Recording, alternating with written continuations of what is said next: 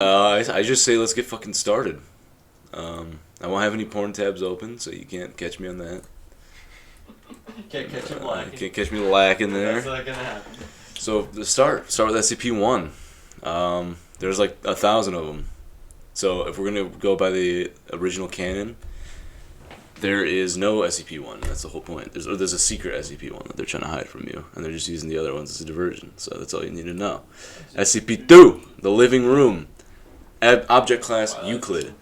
SCP-2 is to remain connected to a suitable power supply at all times, to keep it in what appears to be a recharging mode in case of electrical outage. The emergency barrier between the object and facility is to be closed and the immediate area evacuated. Once facility power is reestablished, alternating bursts of X-ray and ultraviolet light must strobe the area until SCP-2 is reaffixed to the power supply and is returned to charging mode. Containment areas to be kept at negative air pressure at all times. Teams, including a minimum of 2 members, are required within 20 meters of SCP-2 or its containment area.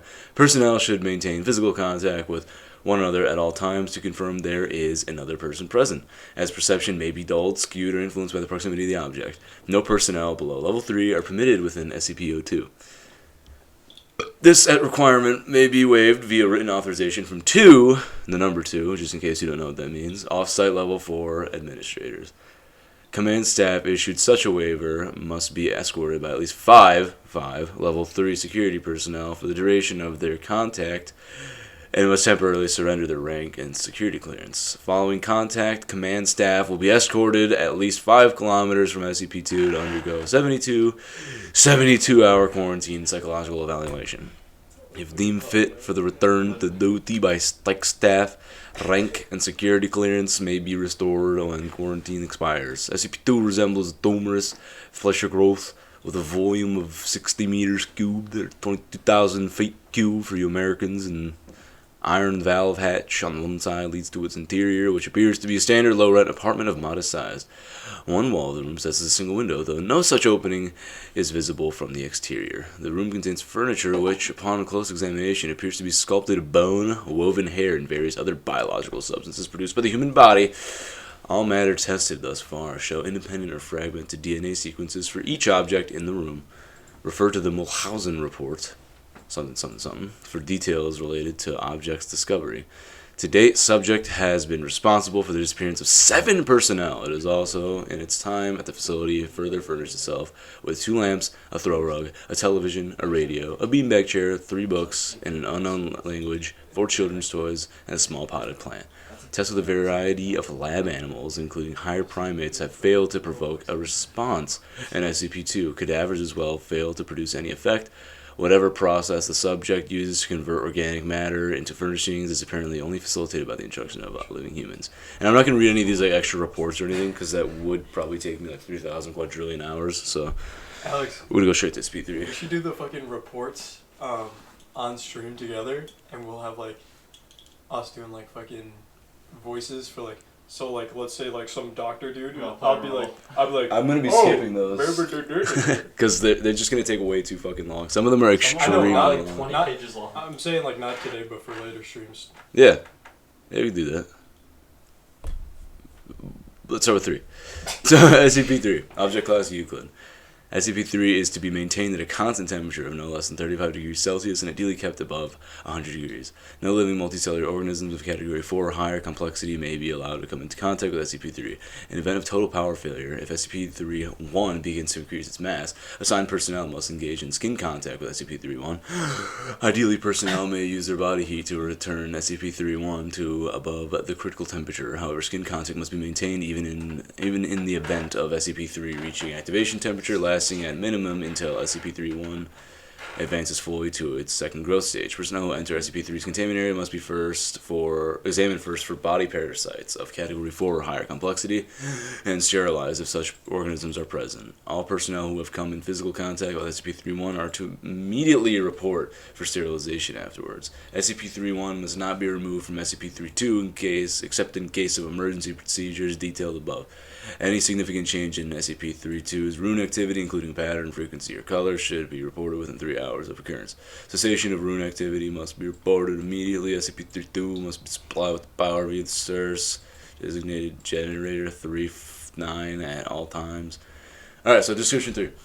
A description of SCP-3 consists of two related components of separate origin referred to as SCP-31 and SCP-32. SCP-31 appears to be composed of chitin, hair, and nails of unknown biology, arranged in a configuration similar to that of a computer motherboard. Testing reveals SCP-31 to predate earliest known circuit boards by a factor of thousands of years. SCP-31 is considered sentient but not actively dangerous except under certain conditions. SCP-31 was found in a stone tablet, SCP-32, on which it currently resides. The runes on SCP-32 are not part of any known language and emit pale, flickering light patterns. SCP-32 is controlled by a non-biological internal computer, the contents of which are mostly inaccessible without risk of damaging SCP-32. SCP-32 is capable of controlled emissions of radiation, including heat, light, and anomalous radiation types. SCP-32 contains an internal power source of anomalous nature and farts radiation, which appears to have been losing power since several centuries before discovery. It is considered probable that SCP-32 was created for the purpose of containing SCP-1. Partially interpreted data recovered from SCP-32 may refer to a past and potential future LK-class restructuring event caused by SCP-31. SCP-3 was located by Remote Viewing Team SRV-4-Beta. It appears possible that SRV-4-Beta was deliberately contacted by SCP-32. Other organizations have also been alerted by SCP-3's existence, possibly with similar means. Despite this activity, SCP-32 does not appear to be sentient based on its lack of reaction to Mo3 Gloria analysis and procedures. When SCP-3 drops below the temperature of 35 degrees Celsius, both components react. First, SCP-31 enters a growth state characterized by an exponential increase in mass. This growth state consists of two stages. In both stages, SCP-31 partially fuels its growth by converting matter around it, starting with any surrounding inorganic material, including atmospheric elements, the non-living organic material, including cells with dead skin, hair, chitin, enamel, keratin, and other biological materials. The first stage is always the same. SCP-31 will first increase its mass and take a form similar in shape to Ophiuroid brittle star, 15 meters in diameter, including what appears to be a central processor of 3 meters in diameter. It will form sensory organs that appear to scan its surrounding environment and will partially convert the area around it into an identified anomalous substance. SCP-32 seems immune from conversion. The second stage describes a growth alteration which occurs when SCP-3 comes into contact with a living organic material. SCP-3 appears to template itself off the organic material and will attempt communication with organisms that match its initial template or templates. In its second stage, SCP-31 may pause, slow, or change its growth, and will also convert inorganic and non-living organic elements into functionally similar structures while anomalously altering their physical makeup. While growth is inconsistent in the first stage, in the second stage, SCP-31's growth rate is diminished by 20 to 90% so long as SCP-31 remains in contact with living organic material. The percentage is determined by the complexity of the organisms in contact with SCP-31. SCP-31 appears to devote a large amount of processing power to analysis of living organic material. During each of SCP-31's growth stages, SCP-32 releases bursts of radiation to temporarily inhibit SCP-31's growth or reverse this growth. When the temperature of SCP-31 rises above 100 degrees Celsius, similar radiation emissions have been replicated or recorded via other anomalous means. SCP-31's biology has been the subject of extensive study. Significant elements have been identified similar to SCP-1512 and SCP-2756, the latter two of which have no further confirmed connection with SCP-31 and no known connection with each other, and none of which are fully understood, technically even less understood than SCP-3. Thanks to the extensive cross-disciplinary research on the SCP-3 subjects, to date no convincing analysis has been put forward which satisfactorily explains SCP-31's connection to the SCP objects or others, nor its connection to modern technology beyond appearance, a potential mimicry via unknown mechanism. And, just a bunch of random poopy, smartly stuff. SCP-4. Hopefully the other ones aren't this freaking long. SCP-4, Object Class Euclid, Social Containment Procedures. When handling items SCP-4 through SCP-413, proper procedure is vital. The items are not permitted to be moved off-site unless accompanied by 2 Level 4 security personnel. Under no circumstances should any other component of SCP-4 be taken through SCP-1. The effects of doing so are as yet are as yet unknown, and the current cost of experimentation makes further research impractical. Should any of the objects contained in SCP-401 breach containment or the facility be breached, the keys must be brought inside and the door closed prior to activation of Site-62's on-site warhead.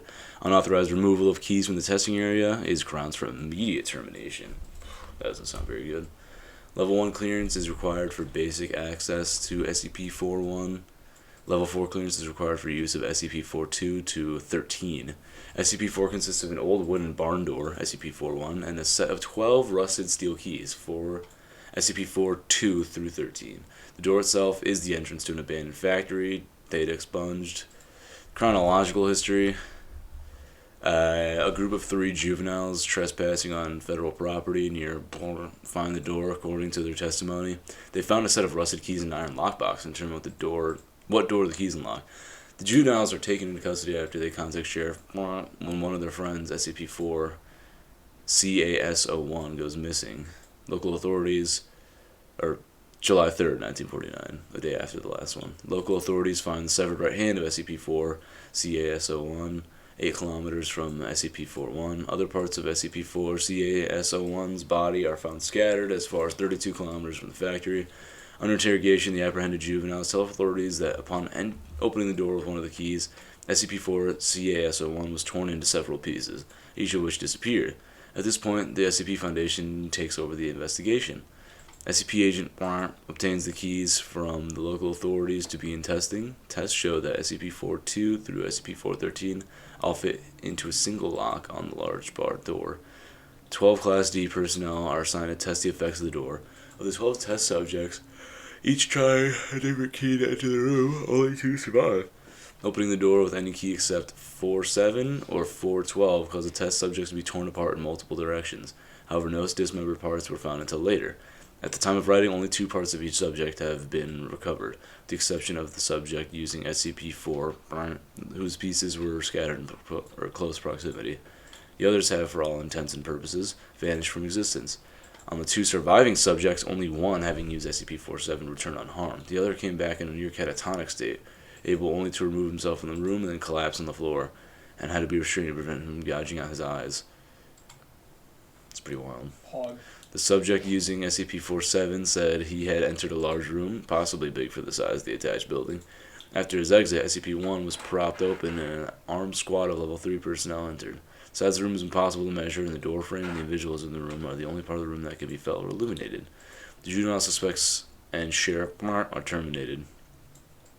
Is declared a hazardous area due to unexploded ordnance and fences erected in order to prevent civilian ingress. Tests to determine safety of exposure to environment behind SCP-41 begin. Space-time anomalies resulting from exposure to SCP-4 are confirmed. Testing is suspended until further notice. The unaccounted for remains of SCP-4-CAS-01 appear unexpectedly outside SCP-41, despite being killed decades before. The remains of SCP-4-CAS-01 are not decomposed in any manner, still warm to the touch. Blood remains uncoagulated. The remains are remanded for testing. The unaccounted for remains of one of the 12 original test subjects appear in a similar manner to those of SCP-4-CAS-01. The remains have been designated SCP-4-CAS-02. Records suggest that both SCP-4-CAS-01 and CAS-02 use SCP-4-. With the massive proliferation of nuclear weapons in World War III only years away, construction has begun on a site inside of SCP-401. The site is to stock supplies for person days. Has ordered the site inside SCP-401 to be expanded to include emergency storage for all mobile SCP specimens and petabyte database for the storage of all SCP data. The facility is now referred to as Site-62. Site-62's operational labs and containment units are complete and contain the most dangerous specimens. Backup of the SCP database has begun. Wow, okay, so 2001. Due to time anomalies, see space-time anomalies below. All personnel working at Site-62 are now required to reside on site permanently. Families of personnel are to be informed that loved ones perished in an industrial accident. Clone bodies have been prepared for funeral. Jeez Louise. Massive power outage across northeast United States and through Canada due to initial failure of multiple SCP generators. Site-62 was without power for 53 minutes. During those 53 minutes, those in site were complete without any source of light. They reported sensing creatures and people, although no abnormal entities could be seen or felt.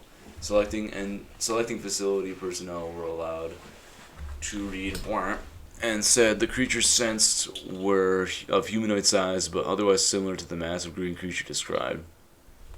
So, space-time anomalies. SCP-4 seems to propagate spatio-temporal anomalies. Personnel leaving the facility report losing time. Those who have been in the site for weeks insist that they have only been in the facility for several days, and records of work completed and supplies consumed support their claims. Other temporal anomalies involve SCP-4-2 through -13, especially the reappearance of CASO-1 and CASO-2 exactly years after using SCP-4 has been assigned to investigate all aspects of these time anomalies. Spatial anomalies include the impossibly large dimensions of the area opened by SCP-47. Similarly, the 2003 blackout incident suggests that there exists an alternate plane of existence within the same space that Site-62 occupies. Additional notes. Testing on SCP-4 reveals that 10 of the keys open SCP-4-1 on a dimension where the laws of physics and topology are significantly different than those of our home dimension. Test subjects meeting these hostile conditions are torn apart, their body parts deposited in various locations, only 3 of which have been verified to be unearthed. Material deposited at 2 of these points appears immediately. Material deposited at the 3rd appears exactly years into the future. The other 7 locations are currently unknown. Current testing focuses on 2 avenues of research. The first is finding ways to describe SCP-4's hostile topologies. The second suggests that SCP-4-2-13 through -13 may open doors other than SCP-4-1-1. This is just a little appendix. Let's fucking move on. Oh my gosh, we got a short one, guys. We got a fucking short one. Let's go. Let's fucking go. SCP-5 class safe. SCP-5's special containment procedures. SCP-5 poses no immediate risk in any direct sense, even though its unique functions require special measures be taken to restrict access and manipulation of the object. Approval of at least 1 level 4 personnel is required for the removal of the object from its containment area.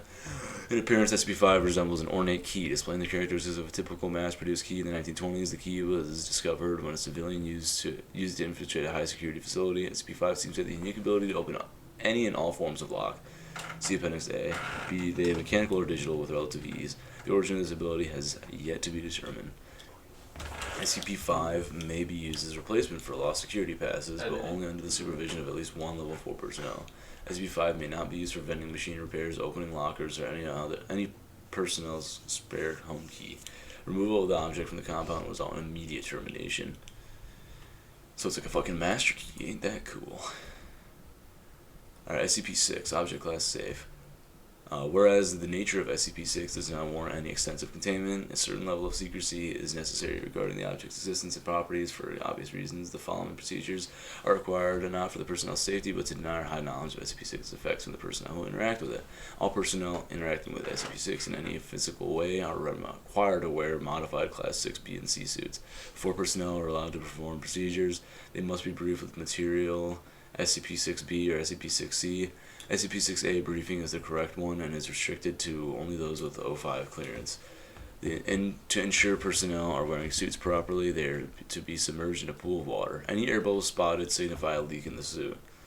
Procedures with SCP-6 are to be carried out under extreme surveillance. In case of contact with SCP-6, the commander in charge will announce Procedure 611-2, which the personnel have been briefed to believe to mean high toxicity is present and they must evacuate. Any procedure in which liquid is acquired from SCP-6 must be approved by 3 O5 level personnel. The liquid is to be transferred in a quad sealing container and under armed guard. If at any time personnel come into contact with SCP-6 or liquid from SCP-6, they are to be confined and terminated after sufficient studies are done. Due to the nature of SCP-6, the most effective termination method is incineration. Description: SCP-6 is a very small spring located 60 kilometers west of Astrakhan. Foundation Command was aware of its existence since the 19th century, but were unable to secure it until 1991 due to political reasons. On the spot of the spring, a chemical factory has been constructed as a disguise. The majority of labor is under foundation and/or Russian control. The liquid emitted from the spring has been chemically identified as simple mineral water in 1902, but has the unusual property of health. Ingesting the liquid produces the following properties in human beings: the ability to regenerate DNA damage by sufficient duplication, heightened excitement of cellular duplication, vastly improved abilities in the repair of damaged tissue, and a frightening increase in the effectiveness of the human immune system. Upon testing the liquid on animal subjects, hostile bacteria and viral agents were destroyed immediately. Many reptiles and birds were unaffected, while higher primates experienced the same benefits as humans. Don't know why they're hiding that, but alright. SCP-7, Object Class Euclid. Containment procedures. SCP-7 is to be contained in a sealed room measuring 10 meters on each side. The room is to be furnished comfortably as a living area, along with whatever items are requested by hereafter referred to the subject. Given that providing subject with requested items will not compromise security, subject is not to be allowed to leave the room and is to be detained with force if necessary. Description: SCP-7 is located within a cavity in the abdomen of subject. Subject is a Caucasian male, physically approximately 25 years of age. Subject claims to be 28 and 176 centimeters in height.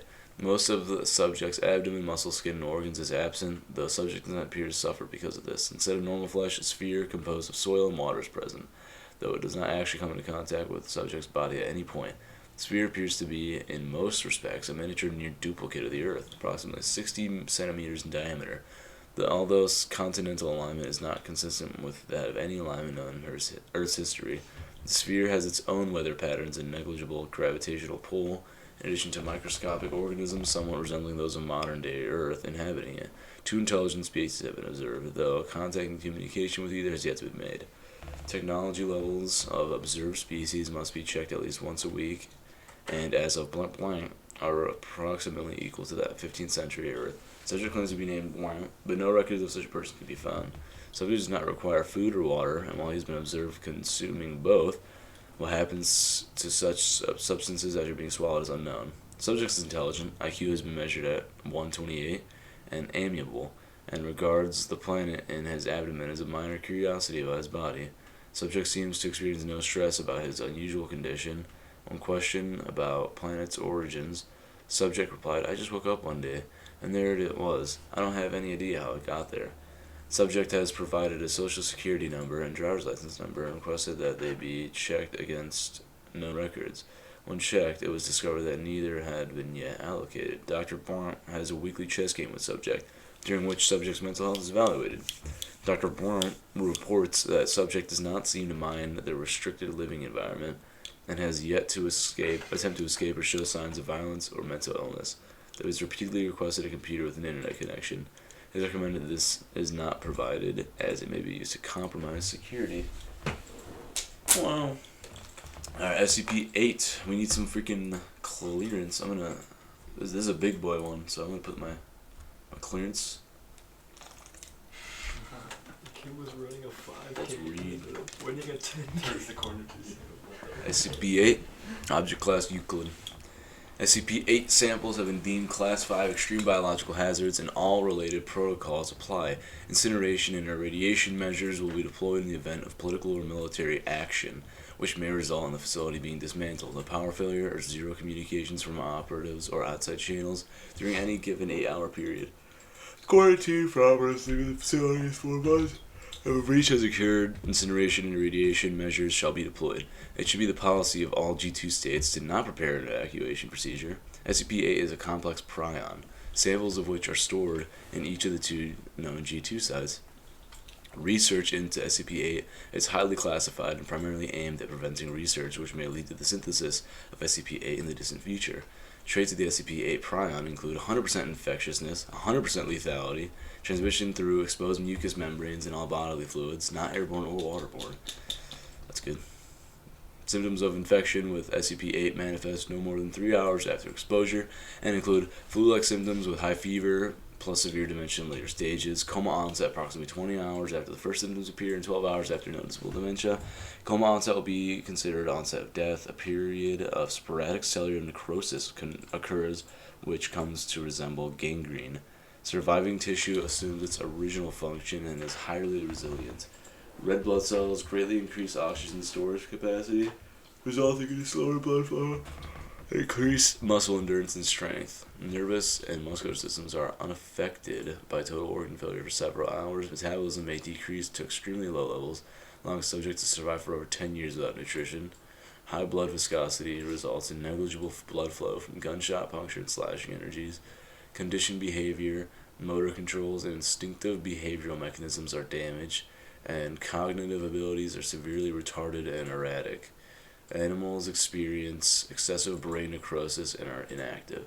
Subject can adapt to its damaged nervous systems, but it's limited to basic physical activities, including standing up, balancing on two legs, walking, biting, grabbing, and crawling. Subject will energetically move towards sights, sounds, and smells that associates with living human beings.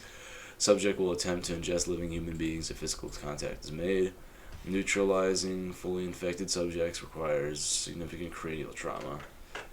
There's strong evidence to suggest SCP-8 itself did not form naturally on Earth, since variants of similar complexity would have displaced much of the ecosystem.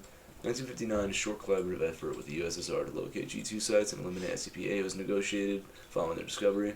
The status of SCP-8 in Russian custody since collaboration ended is unknown, and this literally just sounds like a fucking zombie. SCP-9 Euclid. Object is to be contained with a sealed storage tank of a heat-resistant alloy with dimensions of not less than 2 meters cubed. Under no circumstances should SCP-9 be exposed to temperatures in excess of 0 degrees Celsius when not undergoing testing, and no water-based solution should be allowed within 30 meters of the subject's containment area. Object's chamber is to be fitted with temperature sensors, which must be monitored at all times, and it is to be kept refrigerated by no fewer than 3 redundant cooling units, and any malfunction of sensors or of coolant systems is to be reported and repaired immediately. If at any time the temperature at the containment area climbs above -5 degrees Celsius, the chamber is to be locked down and flooded with coolant until the temperatures return to safe levels, -30 degrees and -25 degrees. Containment area is to be kept in a total vacuum during testing, and personnel interacting with SCP-9 must wear full environmental protection gear. Following testing, all equipment, personnel, and other moisture found displaying properties of SCP-9 is to be quarantined and added to the containment area as soon as possible. Living organisms found to be contaminated by SCP-9 are to be terminated by chemical desiccation, and extracted molecules of SCP-9 are added to containment. SCP-9 is approximately 0.8 liters of a substance which superficially resembles distilled water, except with a distinct bright red hue.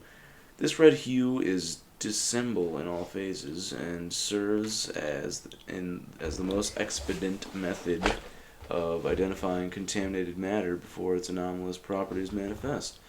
In contrast to mundane water, SCP-9 assumes a liquid phase at temperatures between -100 degrees and 0 degrees Celsius, and a solid state above those temperatures. At temperatures below -100 degrees Celsius, SCP-9 vaporizes into a gaseous phase similar to steam. Examinations of the atomic structure of SCP-9 have proved inconclusive. The substance appears to be identical to normal water molecules, with the exception of in contrast to standard laws of enthalpy. Dr. Brunt, resident expert on xenospatial physics, suggests SCP-9 may originate in a universe with alternate physical laws. The most hazardous property of SCP-9, however, is its ability to contaminate normal water. When in contact with any aqueous solution, SCP-9 will, through unknown mechanisms, transfer its anomalous properties to other objects and creatures. Testing has shown it capable of assimilating ice, steam, tea, fruit juice, seawater, blood, and iron. The time it takes for this process to occur varies depending on temperature and the exact chemical composition of affected matter, and had been observed as taking between 3 minutes and 4 hours. Experiments on D-class personnel have illustrated... Fucking lost my spot, dude. Oh yeah. Experiments on D-class personnel have illustrated the process of conversion by the substance, which has been found to follow a consistent pattern. I'm gonna move this over here. There, you guys can see me now. Initial exposure. Subject is exposed to SCP-9, and it begins assimilating any moisture present on the exposed surface. Creatures in this stage do not commonly notice any unusual symptoms except for a slight warming sensation. Surface conversion. Frost begins to form in the exposed areas. The heat produced by the subject and SCP-9 itself raises its temperature to above 0 degrees Celsius. This stage can take anywhere from 1 minute to hours, during which time subject begins to feel crystals from the epidermis. Deep tissue conversion. Exponential increase in temperature of Scp-9 causes runaway reaction throughout subject's body, resulting in actual blood loss is minimal due to ice crystals, allowing subjects to remain alive and conscious for up to hours. Step 4. Testing on D-class personnel was discontinued as of April 23rd, 2000. Addendum. Circumstances of retrieval. Subject was found in Alaska on November 5th, 19. The Foundation became involved after reports were contained from the native tribe who came across the mangled bodies of a team of seal hunters which had apparently been shipwrecked kilometers from the village. All victims were found encased in red ice, cause of death coded as internal bleeding. Through closer examination found redacted. It is surmised that the low ambient temperatures in the area retarded the freezing process. This prolonged the time to total conversion by hours and allowed the victims to remain conscious until data expunged. Origin of Scp-9 is currently unknown. Investigation into similar events or materials in the area is ongoing. Evidence at the scene suggests possibly involving SCP. And that's a stupid addendum. Just skip the addendums, bro. That's the freaking way to do it. Alright, SCP-10, object class safe. Special containment procedures. The objects comprising SCP-10 are to be kept in numbered, locked boxes at Site 19. They are not to be worn except by test subjects. SCP-10 are only to be removed from storage for testing. Description: SCP-10 consists of a series of 6 apparently identical cast iron collars with numbered metal tags and 1 remote control. The control is SCP-10-1. The collars are SCP-10-2 through -7. The collars contain intricate electronic components and are powered by small 5mm diameter, 2mm thick, 100-volt batteries. These batteries are rechargeable. The remote is a heavy black box resembling an old-style handheld radio transmitter/receiver with a primitive blue-white cathode ray screen and a series of more than 100 unlabeled buttons, as well as a frequency tuner. Through trial and error, the frequencies of all 6 currently found collars have been discovered. A label in Russian is stamped into the metal along with a logo consisting of workers building a pyramid. No official Russian corporation or government agency uses this logo or matches the word stamped into the metal. Placing the collar around the neck of the person securing allows one to control their every movement with the remote. It is also capable of producing an adrenal response and activating or deactivating the sympathetic nervous system. The abnormal feature of the collars is the effect they have on body morphology.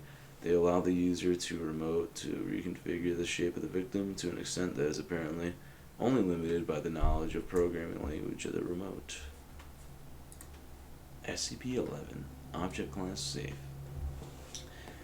Item: SCP-11 and the area surrounding it are to be cleared once every day. For safety purposes, cleaning should start at least 30 minutes after sundown. Cleaning should always be performed by at least 2 personnel who are also advised to know anything unusual about the item or the debris cleaned up in a situation where the item cannot be cleaned for more than 2 days. Local residents must be contacted and instructed not to approach the item. SCP-11 is a Civil War memorial statue located in Woodstock, Vermont. The statue is an image of a young male soldier holding a musket at his side and is carved out of granite quarried within the area. Occasionally, SCP-11 has been observed lifting the musket to the sky to fire at birds, which attempt to land or defecate on it. Reports detail that its movements produce soft grinding sounds but do not cause any structural failure. Oddly, the gunfire is very similar to that of a standard firearm, despite observations that the item only loads granite bullets and granite powder into the musket, which is also unharmed by the firing. In spite of its efforts, some fecal matter does manage to strike SCP-11, and it has reportedly become distressed when it has a large amount of feces on it. On some rare occasions, even firing humans. Shit, I'd be mad too if I was getting shit on all day, dude. SCP-12, Object Class Euclid.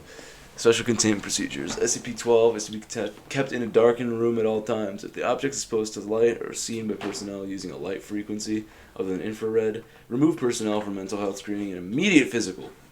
Object is to be encased in an iron shielded box suspended from the ceiling within a minimum clearance of 2.5 meters, 8 feet from the floor, walls, and any openings. SCP-12 was retrieved by archaeologist K.M. Sandoval during the excavation of a northern Italian tomb destroyed in a recent storm. The object, a piece of handwritten musical score entitled On Mount Golgotha, Part of a larger set of sheet music appears to be incomplete. The red-black ink, first thought to be some form of berry or natural dye ink, was later found to be human blood from multiple subjects. The first personnel to locate the sheet, Site 19 Special Salvage, had two members descend into insanity, attempting to use their own blood to finish the composition, ultimately resulting in massive blood loss and internal trauma. Following initial investigations, multiple test subjects were allowed access to the store. In every case, the subjects mutilated themselves in order to use their own blood to finish the piece, resulting in subsequent symptoms of psychosis and massive trauma. Those subjects who managed to finish a section of the piece immediately committed suicide, declaring the piece to be impossible to complete. Attempts to perform the music have resulted in a disagreeable cacophony, with each instrumental part having no correlation or harmony with other instruments. SCP-13. Object Class Safe. SCP-13 are to be kept in a secure storage while at Site-66. Exposed subjects are to be monitored for differences between their symptoms. Exposed subjects are to be interviewed daily, and any changes in perception are to be logged. SCP-13 is a collective designation of 242 cigarettes which displays similar anomalies. The most common external detail between instances in the presence of the words Blue Lady handwritten on each cigarette in blue ink.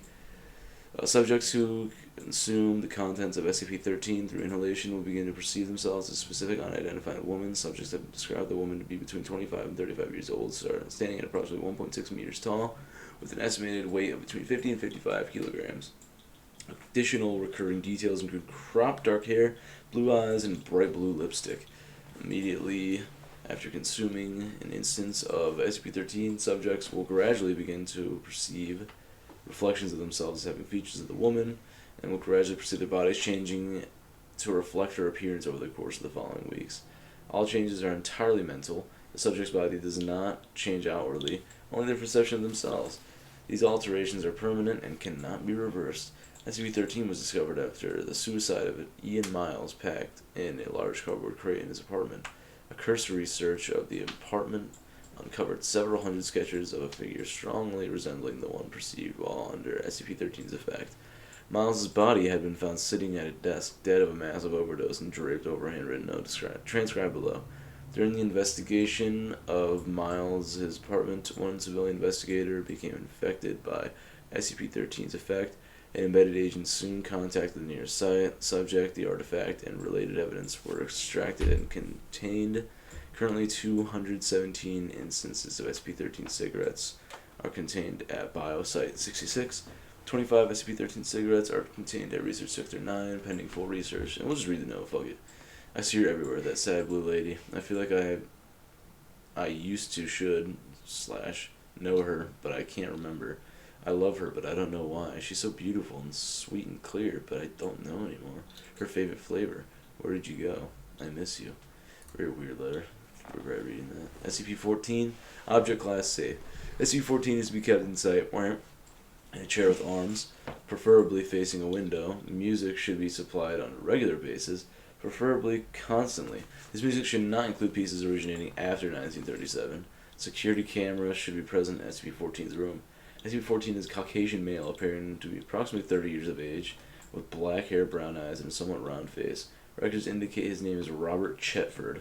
Confirmed in 1915 to the Norwich Asylum in Connecticut for delusional insanity, claiming that he had been cursed to live forever and was slowly turning into concrete in consequence. The asylum closed in 1937 and the patients were transferred to various other facilities. SCP-14 came to Foundation attention in 19 from rumors of a patient who seemed to be entirely immobile and showed no signs of aging. Further investigation determined that acquisition was warranted. SCP-14 is to all outward appearances a normal man, but he does not appear to age and shows no signs of possessing metabolism. He does not eat, drink, perspire, or in any other way demonstrate life functions. He breathes only to speak, and apart from his eyes and vocal apparatus is to all appearances utterly immobile. He has never shown any evidence of pressure ulcers, despite his position not having varied for several decades. Neither do his muscles appear atrophied. He can converse normally, but shows little knowledge or interest in events since his confinement. SCP-15 Euclid. 15 is impossible to move and is contained on site. A gap of at least 2 meters, 6 feet needs to be maintained around the entire structure containing SCP-15 at all times, and no structures of any kind are to make contact with SCP-15's current containment structure. Exploration is permissible, but only in teams of 3 with full safety lines and GPS tracking. Any protrusions from SCP-15 must be capped and sealed immediately with a new site recorded and logged. No aggressive actions to be made with SCP-15, no hand or power tools are allowed anywhere inside SCP-15 or inside SCP-15. No repairs or maintenance are to be made anywhere in SCP-15.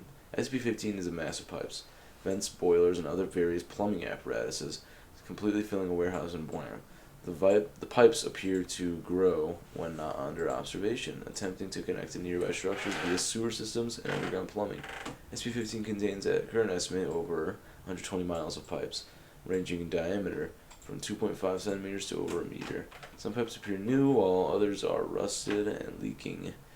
Pipes have been reported as being made of bone, wood, steel, pressed ash, human flesh, glass, and granite. No pipes composed of lead, PVC plastic, or copper, or any other traditional material for the production of pipes have been found. SCP-15 reacts to tools and aggression. Any personnel attacking violently, carrying tools, or attempting to damage or repair SCP-15 in any way will trigger a reaction.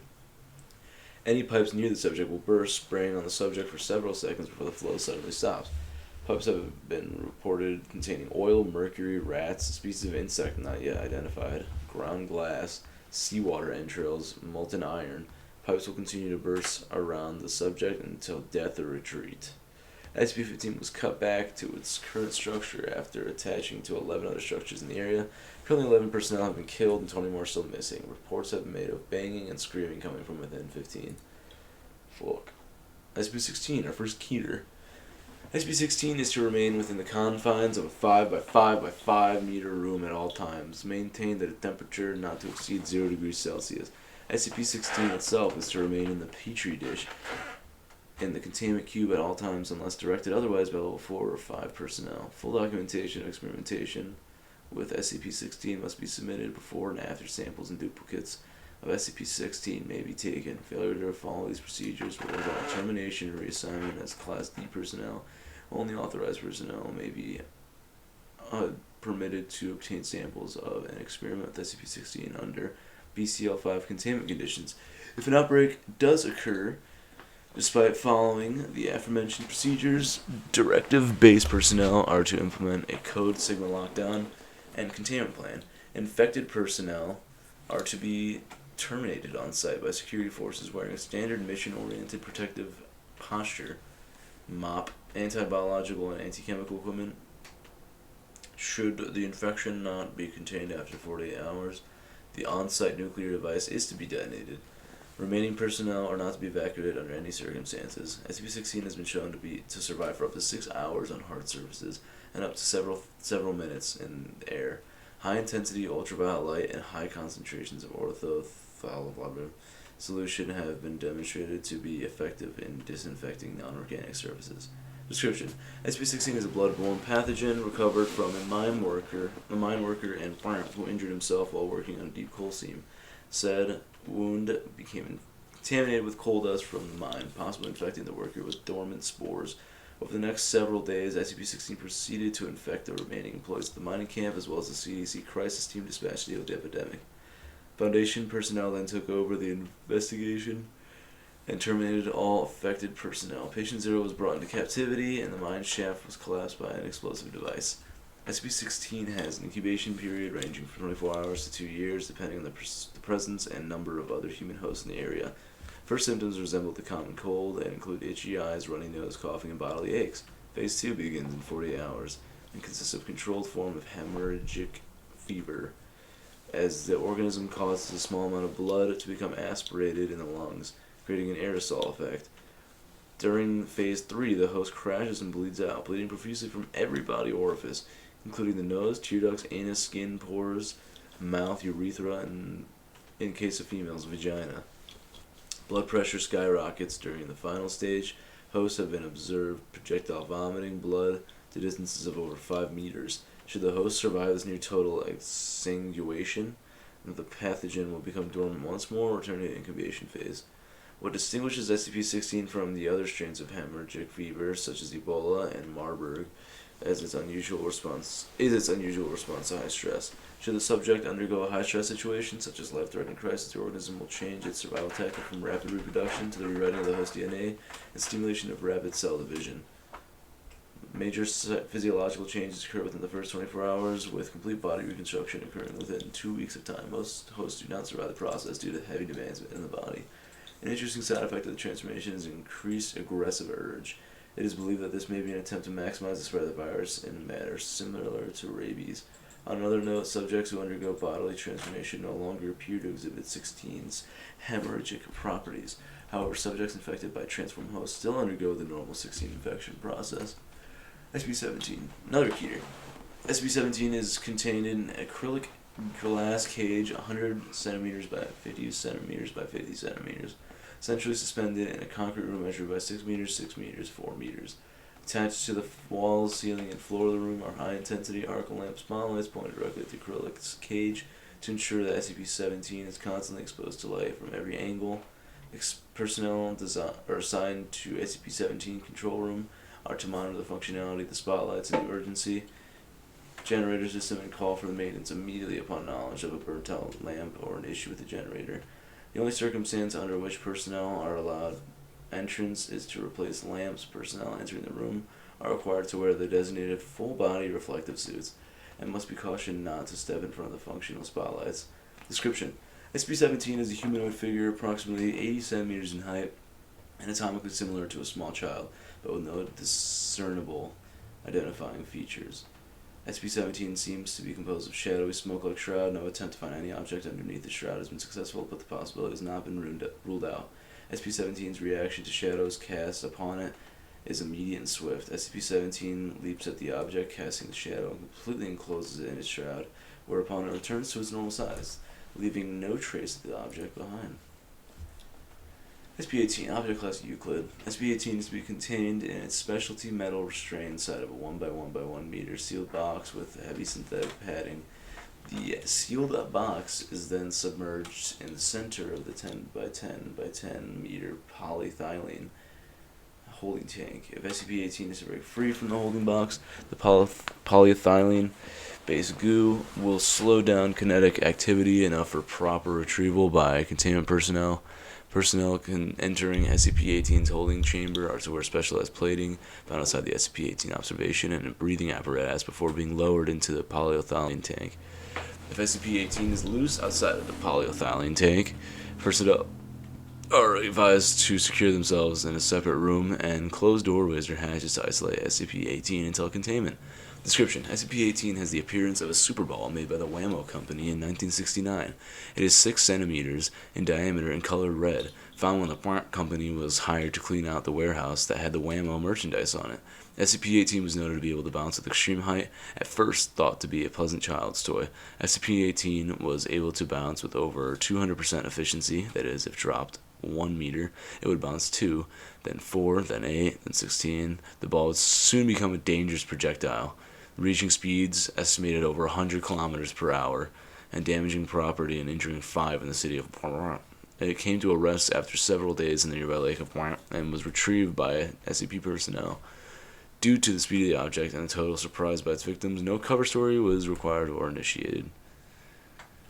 I hope... the fucking documents. Whatever. SCP-19. Gear. Containment procedures. SCP-19 is to be kept in a wide grate in a 3 by 3 by 4 meter reinforced concrete room installed with an incinerator. Room is to be kept at 0 degrees Celsius when incinerator is not activated. An observation chamber separated by plate glass windows to be used for constant observation of SCP-19, and if when specimens of SCP-19-2 are observed, the incinerator is to be activated. In the event of an outbreak of SCP-19-2, ordinary firearms are successful in terminating individual specimens, although in the case of swarm-level outbreak, flamethrowers may be more effective. SCP-19 should be kept in a vertical position at all times. SCP-19 appears to be a very large ceramic vase, 1.8 meters in diameter at the mouth and 2.4 meters high. Style and decoration indicate that it was created in classical Greece, although conclusive dating is impossible as the surface is entirely unbreakable by any known means. If a successful method is discovered, SCP-19 is to be destroyed with prejudice. Periodically, entities emerge from SCP-19 collectively.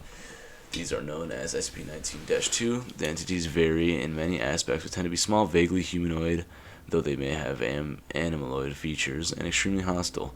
They often choose to attack with teeth or claws, although fairly delicate, also surprisingly flammable. They are reasonably strong and pose a considerable threat in large numbers.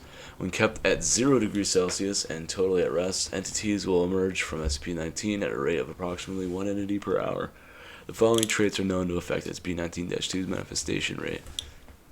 Movement of SCP-19, threat to SCP-19, extreme temperature highs and lows, sudden shift in surrounding environment, introduction of objects or organisms to the inside of the SCP-19 known to cause a flood reaction.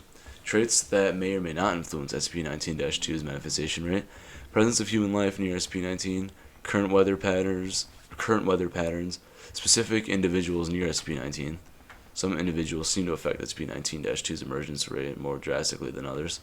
In addition, tipping or tilting SCP-19 will create a reaction, as though it was previously filled with SCP-19-2 specimens, although viewers looking into SCP-19 from above will merely observe a dark hole due to the production rates of SCP-19-2 when the object is disturbed. Measurement of the internal cavity is difficult, but it is suspected to be inconsistent with the outside measurements. SCP-20, Object Class Keter. Samples of SCP-20 are to be stored in a series of sealed cultivation chambers inside a sealed containment room at Biological Research Area 12, which is accessible only via airlock. Nutrients are administered via automated robotic systems, as the cultivation chamber must remain sealed at all times. Hermetically sealed video surveillance cameras are installed within the containment room and must be checked daily for integrity. Any personnel entering the containment room must wear biosafety level 5 equipment, including rebreathers, and undergo full antifungal disinfection upon entering. SCP-20 is a fast-spreading fungal organism that is capable of affecting the senses and behavior of living creatures, including humans. Samples of SCP-20 exhibit an unknown effect that renders them effectively invisible to direct observation, even when under a microscope. SCP-20 is only visible to humans when viewed through photographic or video surveillance. Once SCP-20 forms a colony, usually within human residence, it will produce spores that affect the behavior of humans around it. Affected subjects will increase the heat and humidity within their homes to create an environment more suitable for the growth of SCP-20. Affected subjects also become more sociable in many cases, and often invite acquaintances to their homes to further spread the organism, as the spores and mold colonies are invisible to affected subjects. The mold may sometimes grow directly on living subjects. As the spores and colonies within a home approach critical concentration, the health of the affected human subjects will rapidly deteriorate, resulting in death. Further spread of the mold may occur as the bodies of any deceased subjects are encountered by emergency responders and healthcare agents, as well as the transportation of the bodies to local morgues. SCP-20 was first encountered in Brant, where an undercover SCP agent noted dramatic personality changes in personnel working at the local hospital. Upon investigation by a containment team, it was discovered that almost civilians had been infected, as well as a majority of the town. The civilian population was terminated and the town incinerated under cover of a local flash forest fire. To date, over 12 outbreaks of SCP-20 have been reported. Investigations are currently underway to determine the source of these outbreaks and possible preventative measures. 21. Object Class A. SCP-21 is an obligate parasite of the human body. Containment, therefore, is no more difficult than containing an adult human. Most cells will suffice. Item is currently housed in Detention Cell 217A and on Subject D-139. Only Class D personnel are eligible for hosting SCP-21, as long as given subject survives the host for SCP-21. He is exempt from normal monthly terminations of Class D personnel. SCP-21 takes the form of large and elaborate tattoo of a serpentine dragon in the Oriental style, covering approximately 0.8 square meters of the skin. This tattoo is fully animate within the confines of its host skin and behaves largely as a normal animal would, albeit in only 2 dimensions. The tattoo's movement causes constant pain to its host, comparable and similar in character to simultaneous tattoo and tattoo removal on a large scale. The organism tends to spend most of its time on and near the torso. SCP-21 displays no intelligence beyond a basic pattern of feeding and locomotion. Although actually measuring the intelligence of a two-dimensional life form has proven impossible thus far. SCP-21 appears to feed exclusively on pigments of the host skin. This can include melanin, in which case the subject appears to be suffering from vitiligo. However, the organism shows a marked preference for other tattoos and will seek out and devour these before resorting to natural pigments. It should be noted that the feeding process itself, beyond the sensation of movement, is painless. Normal tattooing simply vanishes as it's eaten. The organism maintains a constant size and no excretions have been observed. The organism is capable of clearing over 0.6 square meters of skin per hour. One may feed SCP-21 by quickly tattooing fruits or small animals in the host.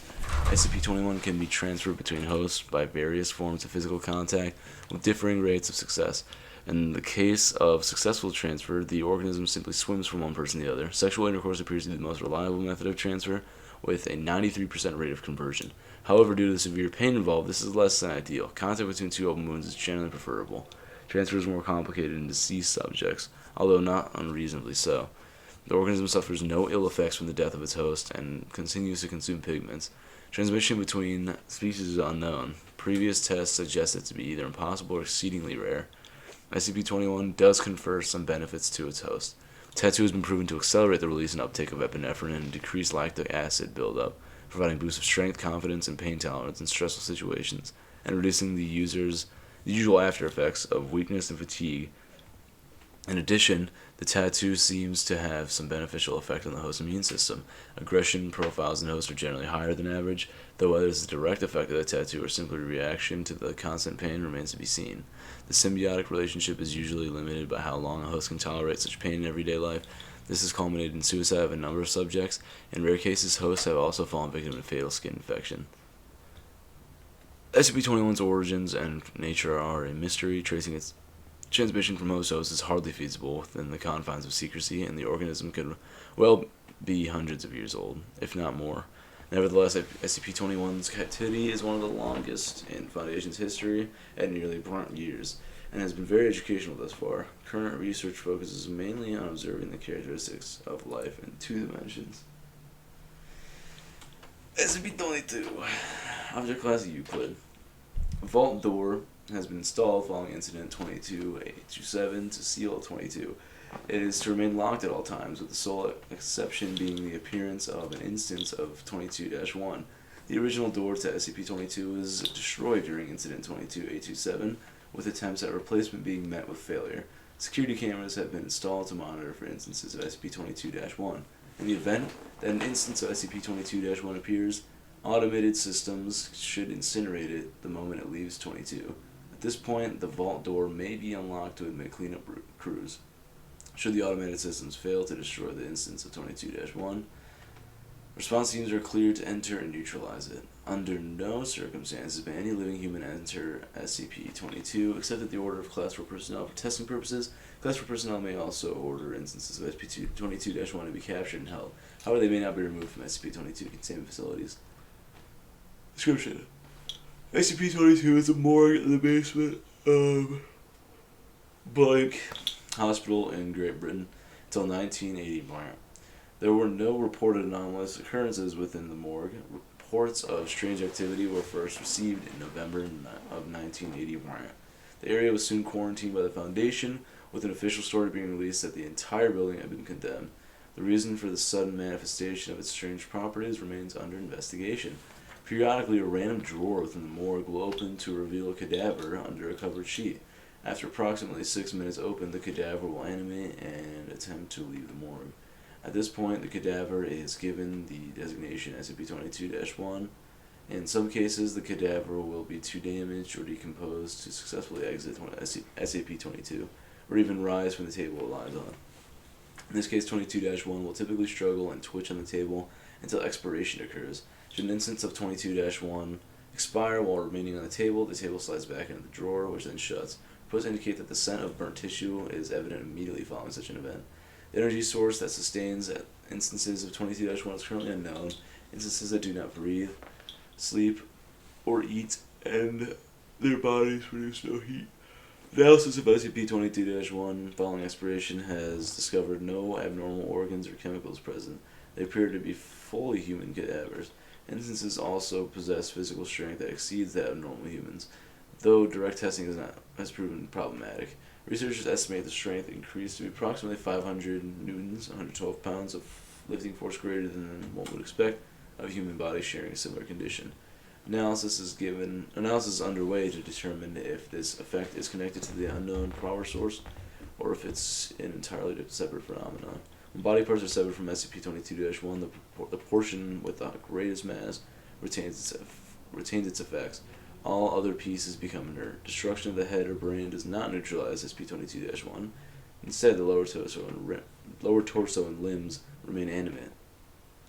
Complete tissue destruction appears to be the only method successfully determining instances of SCP-22-1, left alone. Instances of SCP-22-1 will simply expire. All motion ceases and they appear to become normal cadavers again. The amount of time this takes depends on how damaged the body is and the rate of decomposition. It can take anywhere between 2 days and 3 weeks. Investigation has revealed that the bodies acting as 22-1 match the description of the cadavers reported to have been stolen from the morgues across the country. The mechanism for this transfer is currently being researched. Addition to any new matter to SCP-22 has thus far been proved impossible.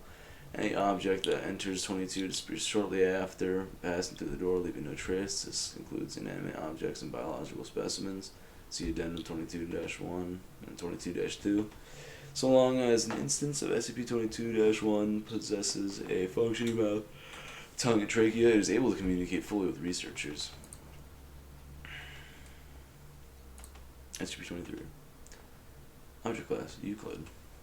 23 is to be contained in a walled-off intersection of 2 corridors at sidebar, with at least 3 meters of space in each direction, and false doors at 3 of the 4 ends. In addition to the real door, security cameras will be placed and maintained above all 4 doors. At all times, SCP-23's eye sockets are to be filled with spherical inserts made of hard rubber. Eye inserts must be placed as they degrade. Degradation can be monitored by measuring the brightness of the burning effect, as observed by security footage. Brightness greater than 12 candela requires that the inserts be placed within 12 hours. Eye inserts are only to be replaced individually, and only after the sun is completely set. Personnel are not to look directly into the eye sockets of SCP-23 at any time. Following Incident 2327, all reflective surfaces, including displays, monitors, and eyewear, any sort are not permitted within 30 meters of SCP-23 cell. This includes monitors linked to the security cameras within its enclosure. Security personnel posted at checkpoints outside both corriders will enforce and adhere to this measure. Experimentation involving 23 has been suspended indefinitely. Description: SCP-23 is a large, sexless, shaggy canine, 1.5 meters at the shoulder, with black fur. At any time an individual makes eye contact with 23, either that person or a member of their immediate family will die exactly 1 year after eye contact is broken. Research into the method of selection is incomplete due to a moratorium on experiments.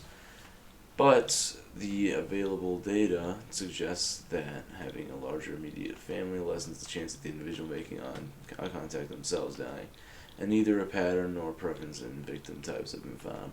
This may indicate that SCP-23's victim is designated entirely at random. It is unknown whether this selection occurs at the beginning or at the end of the 1 year time period. Attempts to terminate an individual who has made eye contact with SCP-23 and their entire immediate family before the 1 year time period is ended, data expunged. Oh wow, that's shitty. Autopsies of individuals killed by SCP-23's effects show that while outwardly appearing unharmed, their remains have been filled in with highly compacted ash, including but not limited to all organ systems in the circulatory system. Muscle tissue, bones, and brain tissue universally show signs of exposure to temperatures above 100 degrees Celsius. If not contained in a setting that at least superficially resembles crossroads, SCP-23 will phase through walls to get to the nearest suitable location, incinerating all materials it passes through. SCP-23 was first brought to the Foundation's attention when it attacked a church in Blanc while it was in session, killing civilians in Blanc as a result of eye contact. Following retrieval of SCP-23, Class B amnestics were administered to all witnesses and surviving victims. The incident was covered up as a case of arson. 24. Euclid. Due to its nature, SCP-24 cannot be moved to a secure location, so security measures must be placed on site. To conceal its location, 5 identical-looking replicas have been erected around SCP-24. A tight security perimeter must be maintained around 24's compound at all times, with separate security teams guarding SCP-24 and its replicas. None of the security teams, except for the team leaders, will be informed of the location of SCP-24. SCP-24 must be secured with magnetically sealing blast doors and reinforced armored walls to prevent unauthorized entry. Under no circumstances can any security or research personnel enter SCP-24. Only Class D personnel are allowed entry, and strictly for research purposes only. All researchers are to observe and experiment with SCP-24 from the remote observation lab. Any personnel attempting to leave the remote observation lab or enter SCP-24 without prior approval from a Level 4 researcher must be immediately apprehended with termination authorized. Should containment be breached or SCP-24's true nature compromised, then the entire compound must be destroyed via specialized demolition charges planted throughout the compound. 24 is an abandoned soundstage that was once owned by Bryant. However, 24 itself has been abandoned since 19 Bryant, and it is unknown whether the special properties manifested before or after its abandonment. SCP-24 is located within the heart of Bryant and was initially discovered when a group of teenage youth broke into an abandoned compound. The testimony of the lone winner when she turned herself into the police was enough to have Foundation assets mobilized to contain SCP-24. Upon entering 24, visitors are immediately greeted by an anonymous announcer who communicates via intercom and is able to hear and comprehend all the voices of the people within 24. The announcer will inform the contestants that they are about to take part in a game show, in which the winners will win fabulous prizes, but will also warn that the game will be extremely hazardous and that the losers will never leave SCP-24. It is at this point the announcer represents the choice of whether they want to stay or leave SCP-24. Contestants who accept will continue to participate in the game, while those who decline are immediately expelled from SCP-24. Contestants that win the game or decline to participate may never enter SCP-24 again, as entry is denied by an impenetrable invisible barrier.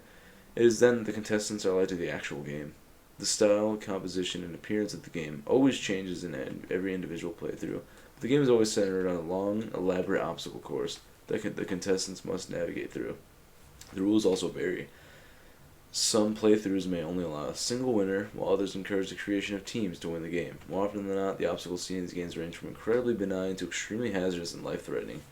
As the contestants attempt to negotiate the course, the announcer will continuously update their status and actively participate in the game, often giving advice, conversing with contestants, and adding new rules. As the game progresses, the obstacles become significantly more dangerous and difficult to overcome, and it is not surprising to have an entire pool of contestants succumb to the rigors of the obstacle course.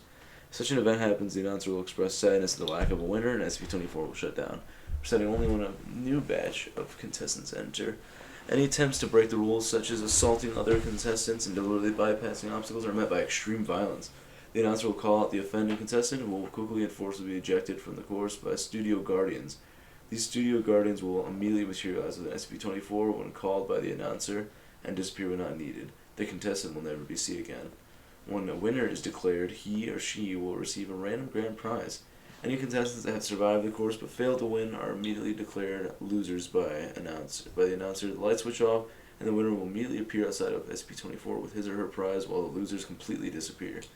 However, the most mysterious aspect of SCP-24 is that after every game, a VHS tape or DVD tape will appear in the mailbox outside of SCP-24's main entrance. This recording is a complete record of the entire game that was previously played, even though winners have claimed they have never seen any cameras or recording devices inside SCP-24. Also, more strangely, a live studio audience can be seen in the background cheering on contestants. Again, winners have claimed not to have seen the live studio audience while inside 24. That one was actually pretty fucking cool. The Squid Game. That actually sounds like an enjoyable SCP. Yeah. Yeah. Like an actual if you're a fucking winner. Time. As long as you don't fucking cheat, you sound like a fucking time. Good fucking time. SCP-25 safe. SCP-25 is only to be operated during testing, as is the room in which SCP-25 is stored. Entry codes are to be given only to authorized research and security personnel. No other containment protocols required. Description: SCP-25 is a wooden wardrobe measuring, I'm not going to read those fucking exact ass measurements, full of clothing dating from a number of time periods. Articles contained within the chest, collectively named SCP-25-1, match with styles from decades from the 1920s to the present. The apparel from each time frame varies with regard to style. For example, a polyester striped shirt and a pair of charcoal suit pants Both correspond with general styles in the 1970s. The only unifying aspect of the article contained in SCP-25 is that each one is in poor condition. Moths have eaten at much of the collection, and tears and runs are not uncommon. When any item from 25 is put on, the wearer is observed either to die or suffer an injury within 24 hours. The cause of death or injury in these instances is invariably linked to the aforementioned flaws in the clothing. It only ever appears to be an unrelated accident. Wearing a glove with a fingertip cut off may result in the loss of the fingertip through a simple kitchen accident, like chopping onions.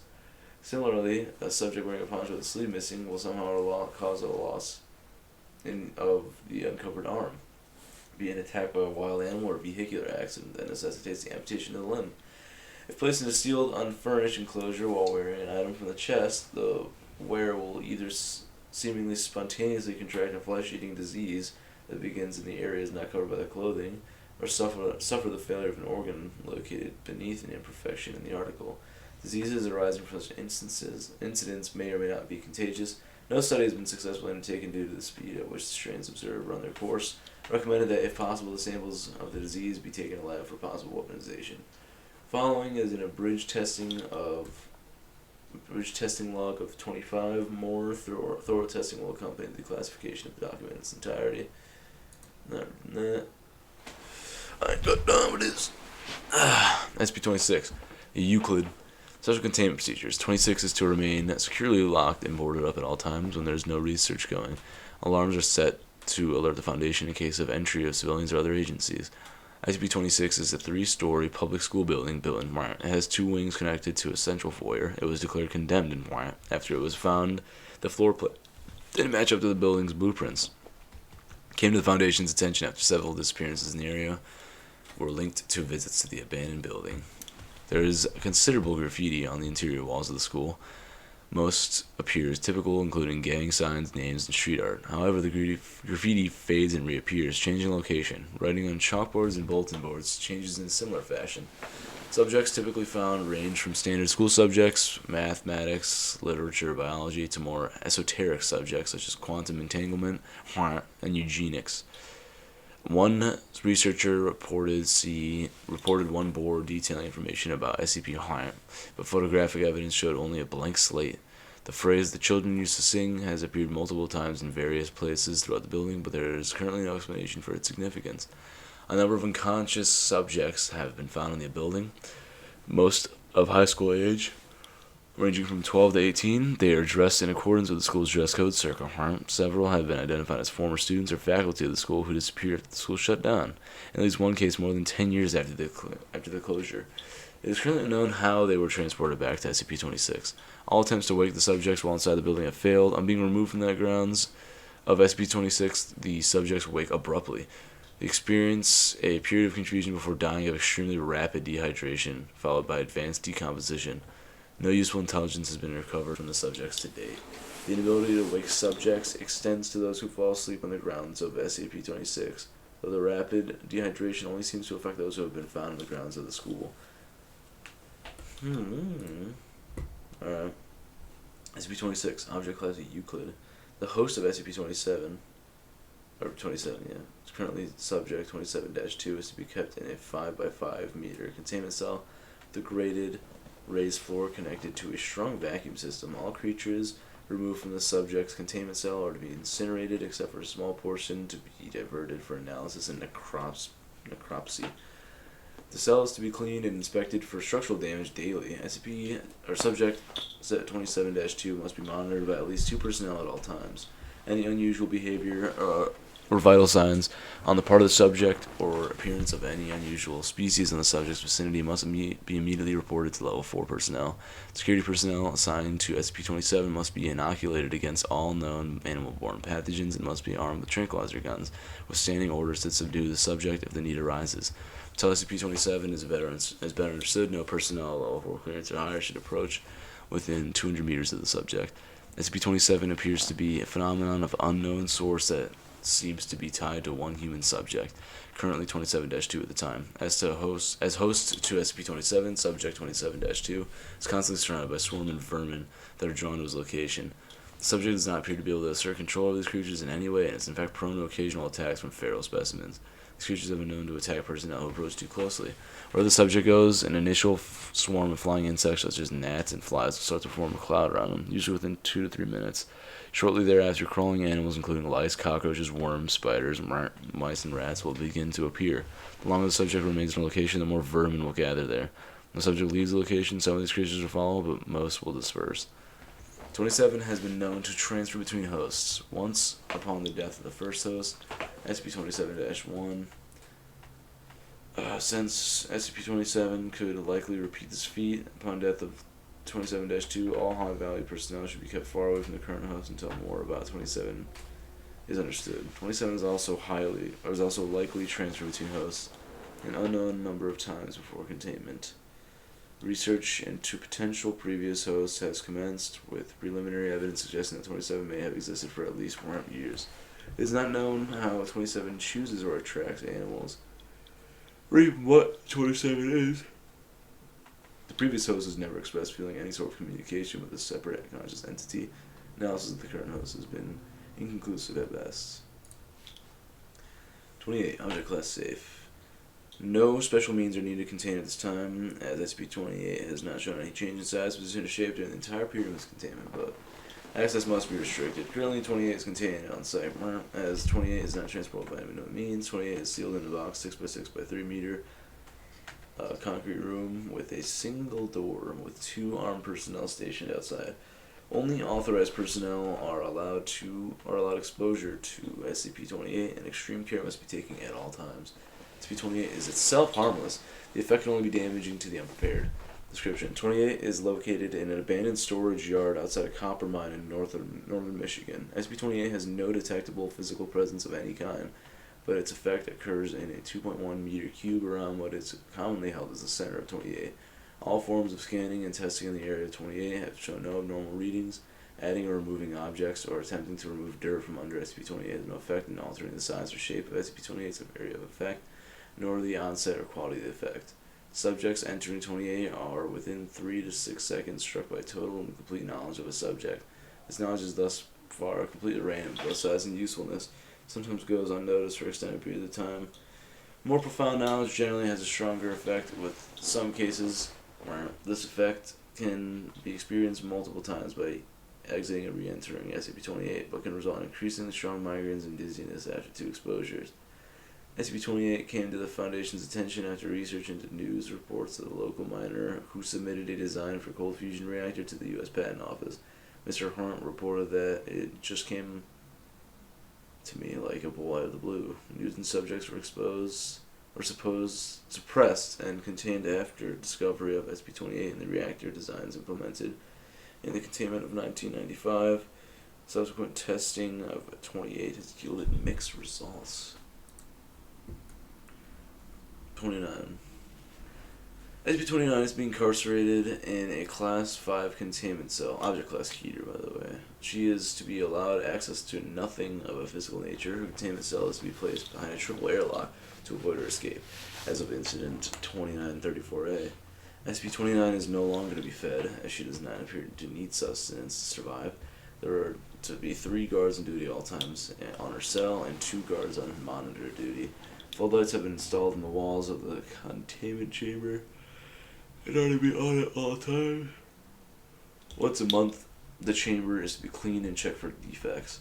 Under absolutely no circumstances are any men to encounter SCP-29 in any manner. Any males who encounter 29 are to be held under Class 3 detention for interviewing before termination. SCP-29 has requested a bed, denied, blanket, denied, books, denied, clothes, denied. This is ridiculous. The girl can't even have clothes. Bring in animals. Let her cover herself. Dr. Erica Bodine. Dr. Bodine, you were granted permission to deliver clothes to SCP-29. As of Incident 2953B, anyone who has potential access to 29 is required to first watch surveillance tape 29-Bodine as a reminder of threats involved when working with SCP items and SCP-29 in particular. Description: SCP-29 appears to be a pubescent female of Asiatic Indian descent. She appears to suffer from alopecia universalis. Over 80% of her pigmentation is a true black, while the rest of her skin has a complete lack of melanin, to the point of albinism. Her eyes are also are dark black in color. SCP-29 has severe homicidal tendencies and has displayed a remarkable ability to use any item as a weapon. However, she has a severe compulsion against shedding blood, preferring to instead strangle her victims. SCP-29 has demonstrated dexterity and physical reactions 4 times as fast as the average human. 29 has also displayed extensive resistance to damage of all forms. Both of these extra-human capabilities are greatly hampered in the presence of bright or direct light, natural or artificial. In addition, any males who come in the presence of 29 in an area defined by her current perception find themselves pliant to her will. Such males become willing to kill or even die for 29. 29 refers to herself as Rant, which roughly translates to Daughter of Darkness, Daughter of Shadows, or Daughter of Night. Interviews with SCP-29 have proven difficult to conduct due to SCP-29's constant attempts to kill or convert all who speak with her. Over all years of captivity, the black patches on her skin have increased in size. SCP-29 was first brought to the Foundation's attention by an agent working in rural India. The Templar's life led him to a small cult of men who claimed to be thuggies in service to the Daughter. Several weeks of investigation proved that they believed the world to be in the last years of Kali Yuga, and that by sacrificing 1 million lives to the Daughter of Darkness, they could raise their goddess and end the world. They also believed that only sacrifices performed through strangulation added to this tally. Evidence led the agent to their mountain fortress, where he discovered 29 after the loss of said agent, which ended in our acquisition of 29. 30. Object Class Euclid. 30 is to be held at Site-17 with a modified humanoid containment cell. Minor adaptations to accommodate its stature, such as an appropriately scaled workspace and chair, are to be included. Fighting within the cell may be altered upon request of SCP-30 to a maximum of 2,000 lumens via a simple dimmer switch. Should they need to render SCP-30 inert, arise, staff may extinguish the lighting from the exterior switch and draw blockout curtains as necessary. Standard night vision equipment is available for observation of SCP-30 in its inert state. SCP-30 may request materials for personal research every 90 days. All previously requested materials are to be collected and destroyed prior to delivery of the new materials. All materials are to be evaluated and screened by both research and security staff. SCP-30 is to be denied access to any modern scientific journals or texts. Any fiction is to be restricted to works produced no later than 1623 CE to preserve the integrity of the innate knowledge. Staff wishing to consult with SCP-30 in writing are to place a formal request with the supervising researcher on duty. All correspondence is to be retained. Staff wishing to consult with SCP-30 in person are to submit a formal request to site management at least 30 days prior to their preferred consultation date. All consultations are to be recorded and retained. Senior research staff may request SCP-30 be temporarily removed from its containment for a minimum of 1 hour to provide observational insight into non-restricted materials or events within SCP or within Site-17. Under no circumstances is SCP-30 to leave the confines of Site-17. Requests must be presented in person to site management and security staff at least 30 days prior to their preferred observational release date. All observational release date events are to be recorded and retained. SCP-30 has been equipped with a tracking device, inventory control code 30.17.1, so its location on Site-17 may be determined precisely at any time. Description: SCP-30 appears as a hairless, genderless, gray-toned human, 71 centimeters, 28 inches in height and weighing 12.7 kilograms. 2 British stone in antiquated measure. I don't know the freaking conversion of stone. Its solid blue eyes lack discernible irises or pupils and resemble small-cut sapphires. SCP-30 possesses an androgynous voice with a pronounced English accent, not currently identifiable as specific to any modern region. It is able to converse, read, and write in ancient Greek, Latin, Italian, English, Spanish, and Portuguese, as well as 2 additional languages that have not been identified, despite SCP-30's insistence that they should be common knowledge for Mr. Worldwide. SCP-30 has also demonstrated knowledge of physics, chemistry, astronomy, mathematics, and horticulture, roughly equivalent to that of the 17th century CE academic. In addition, 30 has demonstrated knowledge in these topics along research lines that do not appear in the historical record. These alternative or entirely unknown approaches to the research and the natural sciences are one of SCP-30's utility and consultation. 30 remains active while 15 lumen source of light or greater is within 5 feet. In the absence of light, SCP-30 becomes inert, apparently losing consciousness and showing no outward signs of life. Within 5 seconds of being re-exposed to light, SCP-30 becomes active once more, appearing to come out of a light slumber. No matter how long the period of activity has been, SCP-30 does not appear to require these periods of inactivity as a human would require sleep, and has expressed a desire to remain active as often as possible. Biopsy analysis of 30 remains inconclusive, while clays native to the English counties of Kent, Surrey, and Greater London make up the majority of its structure. Traces of mandrake, mercury, and human blood have been found in each sample taken. 30 has expressed that a full exploratory surgery to determine its workings would potentially end its existence. Samples removed from SCP-30 do not regenerate, and sampling is currently discontinued to preserve its integrity. Although 30 can be damaged, it does not appear to feel pain, and will simply remold any portion of its anatomy that experiences deformation. Notably, 30 cannot be molded directly by human hands, though any number of tools may be used to alter its surface. SCP-30 does not respirate, requires no sustenance, and produces no waste, although it does infrequently request a bath. 30 refers to itself as Ariel, and regularly requests that the staff do the same. Questions regarding how 30 was created by whom are routinely answered with seemingly rote statement, "I have been asked to forget that bit of information. Terribly sorry." SCP-30 delivers this response in the same tone and cadence each time any question regarding its origins or creator are presented. Given its compensation and location of origin, a link to the alchemist of Algada is suspected.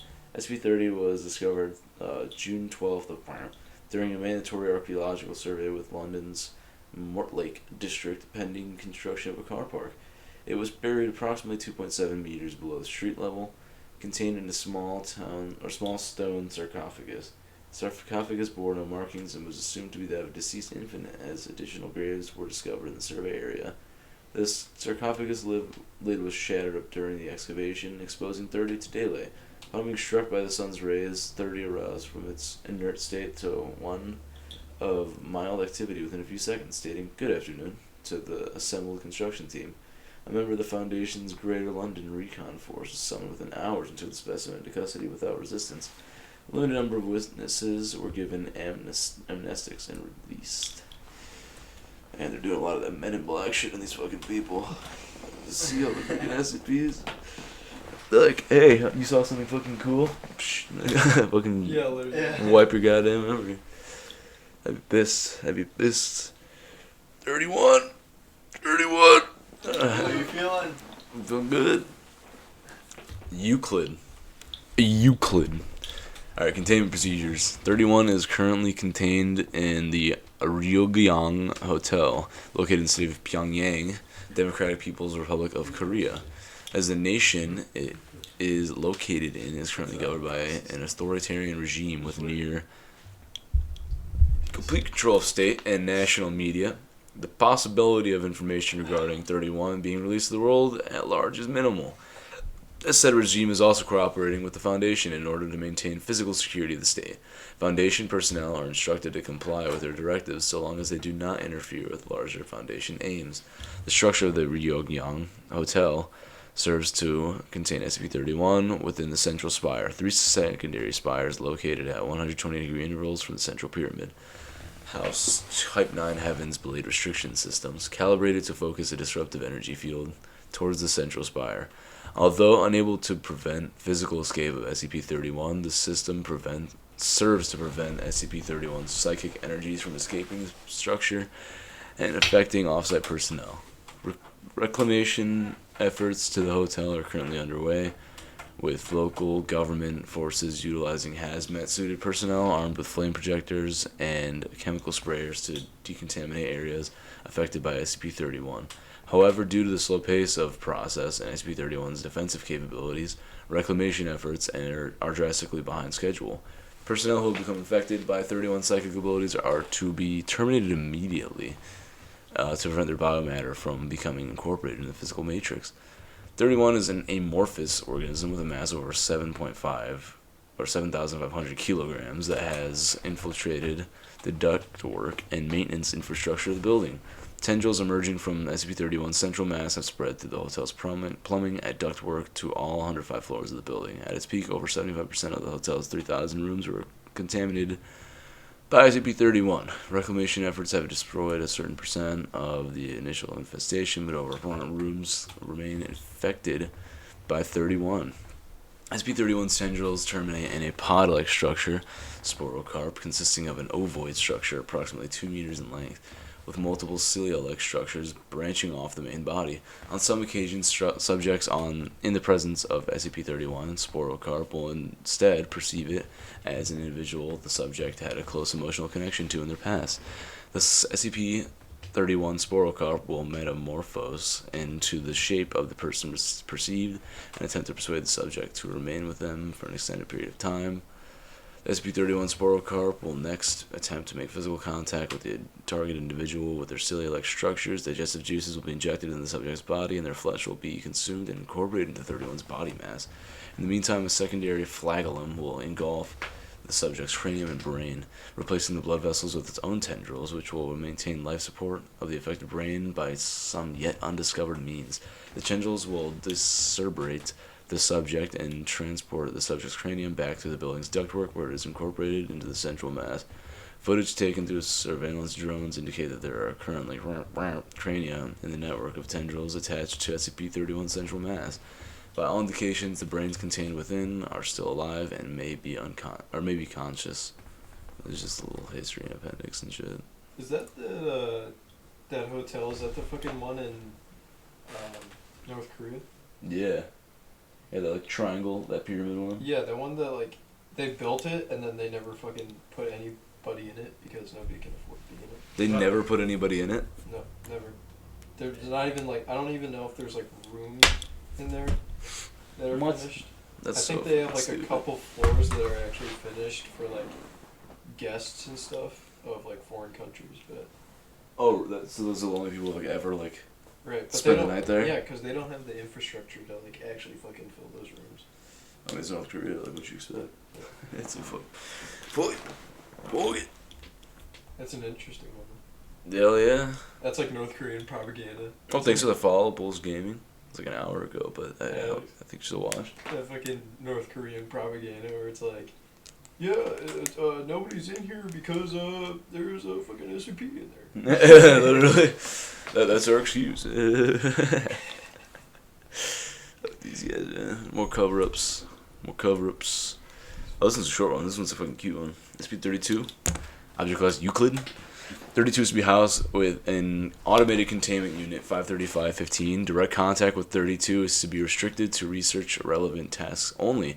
Interviews, if deemed necessary, to be carried out using the unit's remote communication array. While SCP-32's presence is not directly harmful to the human body, exposure is to be limited to periods of 12 hours or less due to its adverse effects on most beneficial microorganisms.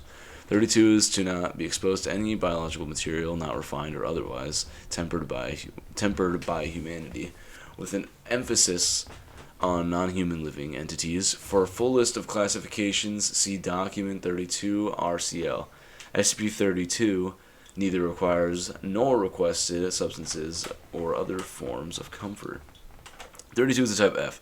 Imperfect external resemblance, internally inconsistent human simulacrum of currently unknown origins.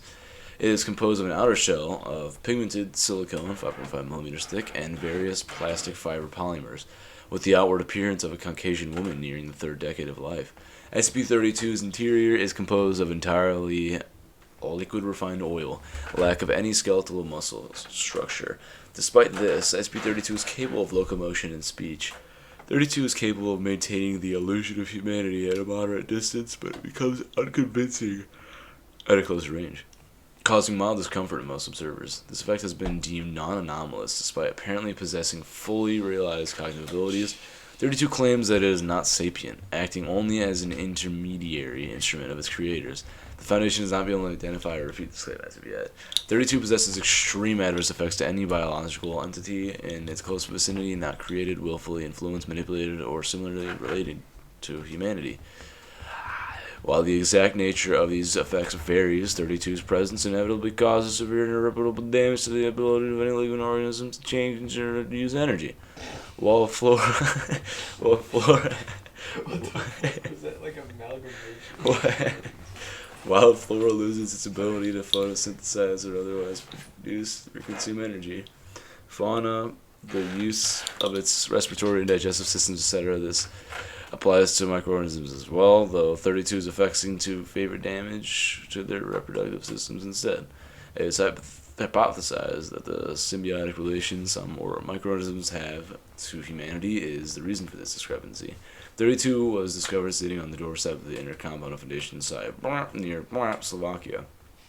When, I know the city, it's Czechia. Get it? Yeah. When questioned by Foundation security personnel, SCP-32 explained its anomalous effects and claimed it was there to be stored. Surveillance footage showed no record of the time of its arrival, and it is not yet known how SCP-32 came to know site, location, or approach it without being spotted. When asked for its reason for seeking Foundation custody, SCP-32 replied that it was there to command of its creators, seeking indefinite storage until claim. Let's keep going. Is it Checo or Checkle? Checo. I don't know what it is actually. Czechoslovakia. I don't think it's an. It's like Czechla. I don't think it's an existent. Czechoslovakia. I don't think it's an existent state or country. Czechoslovakia. Yeah. It probably is.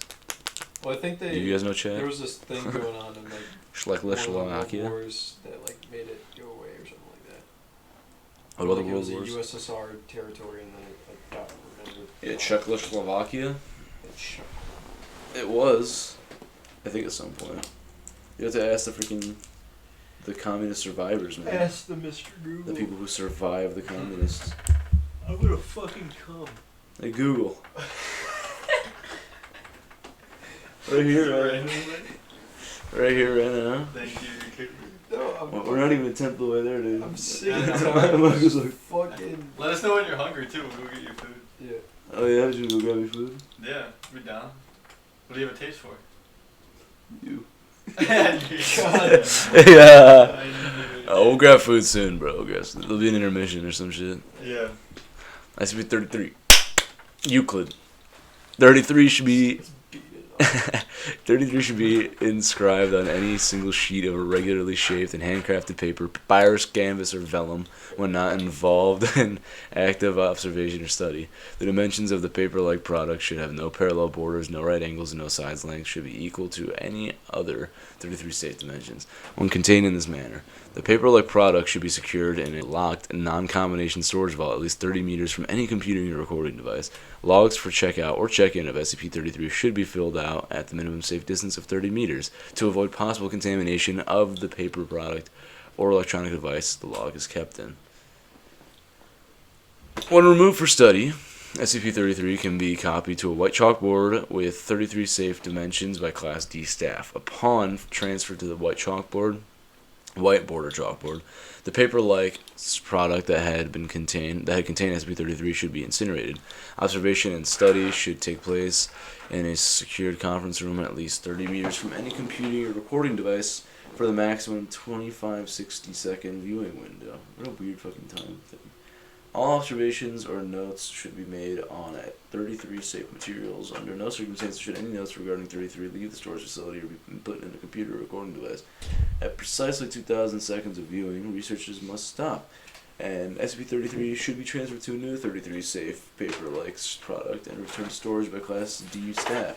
The white/chalkboard utilized in research must be incinerated as soon as possible after the transfer is complete, regardless of whether 33 is faded naturally from its surface at 25-60 seconds.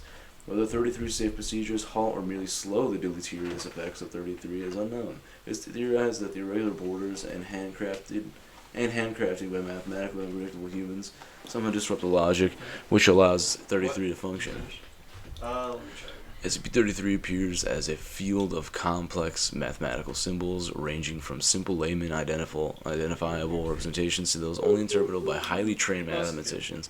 The sum of the symbols is equal to previously unknown integer designated theta prime by Professor Hutchinson of intermediate value between blah and blah. As all modern mathematical calculations are performed, lacking knowledge or use of 33, its introduction into any system organized without it begins eroding the numerical and eventually structural integrity of said system.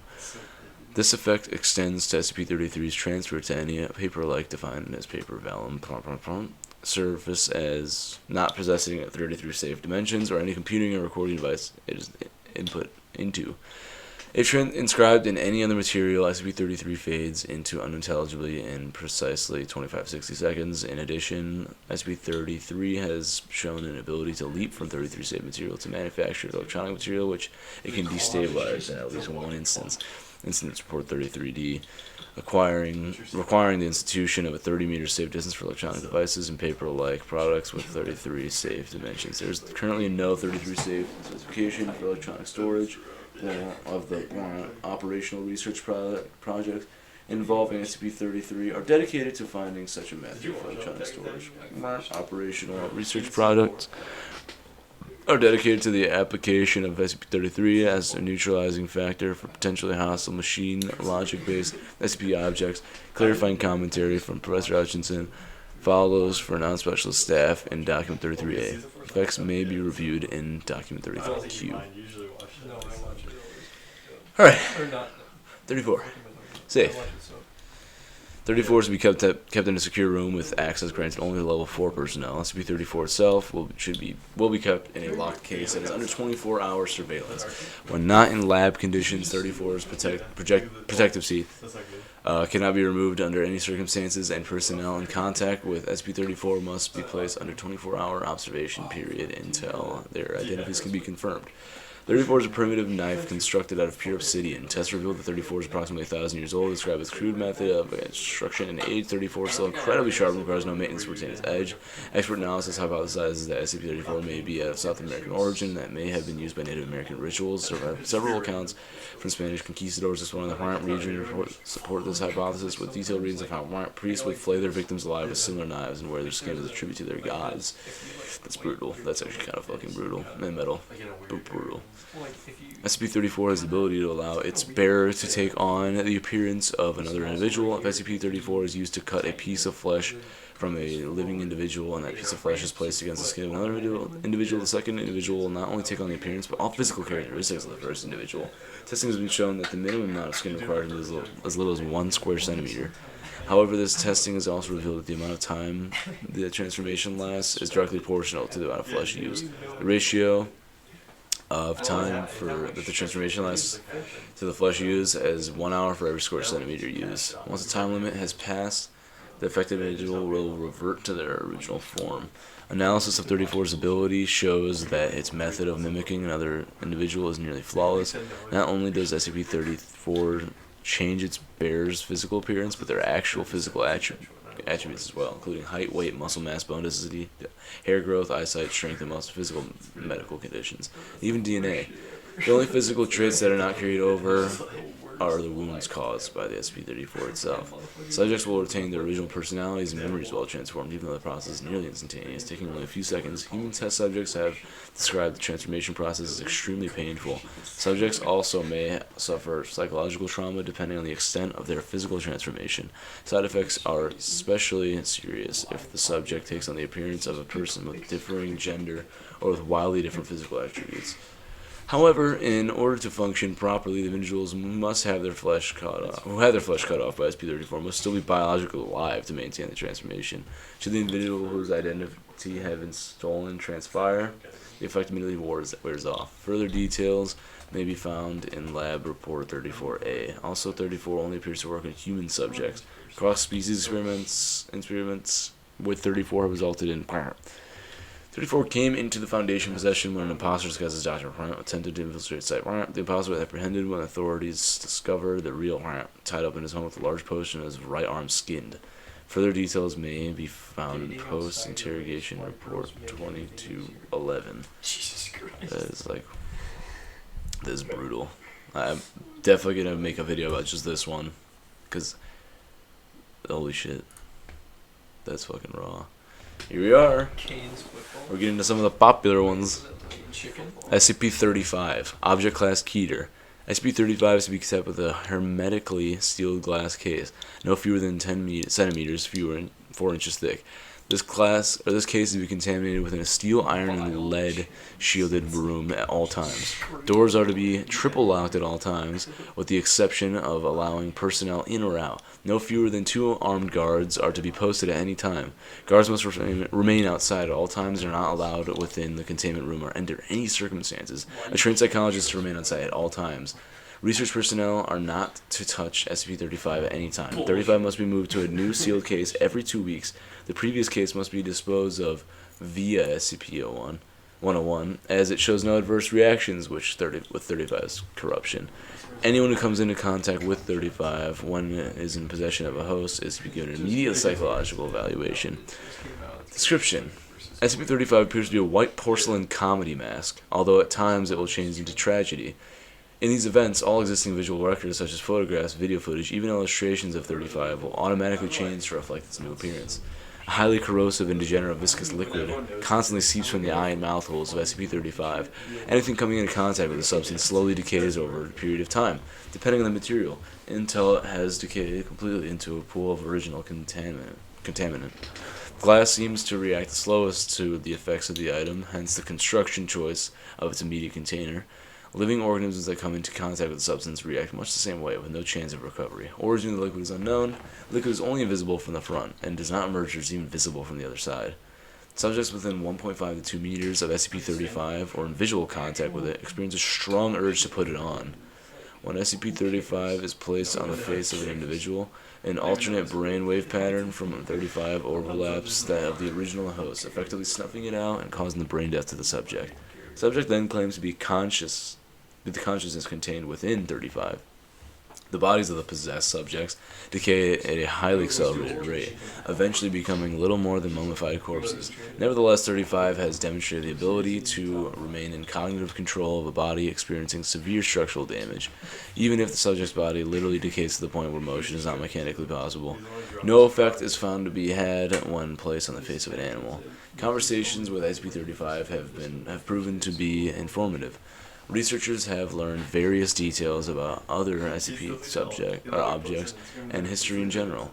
As 35 claims to have been put at many momentous events, SCP-35 displays a highly intelligent and charismatic personality, being both amiable and flattering to all those who speak with it.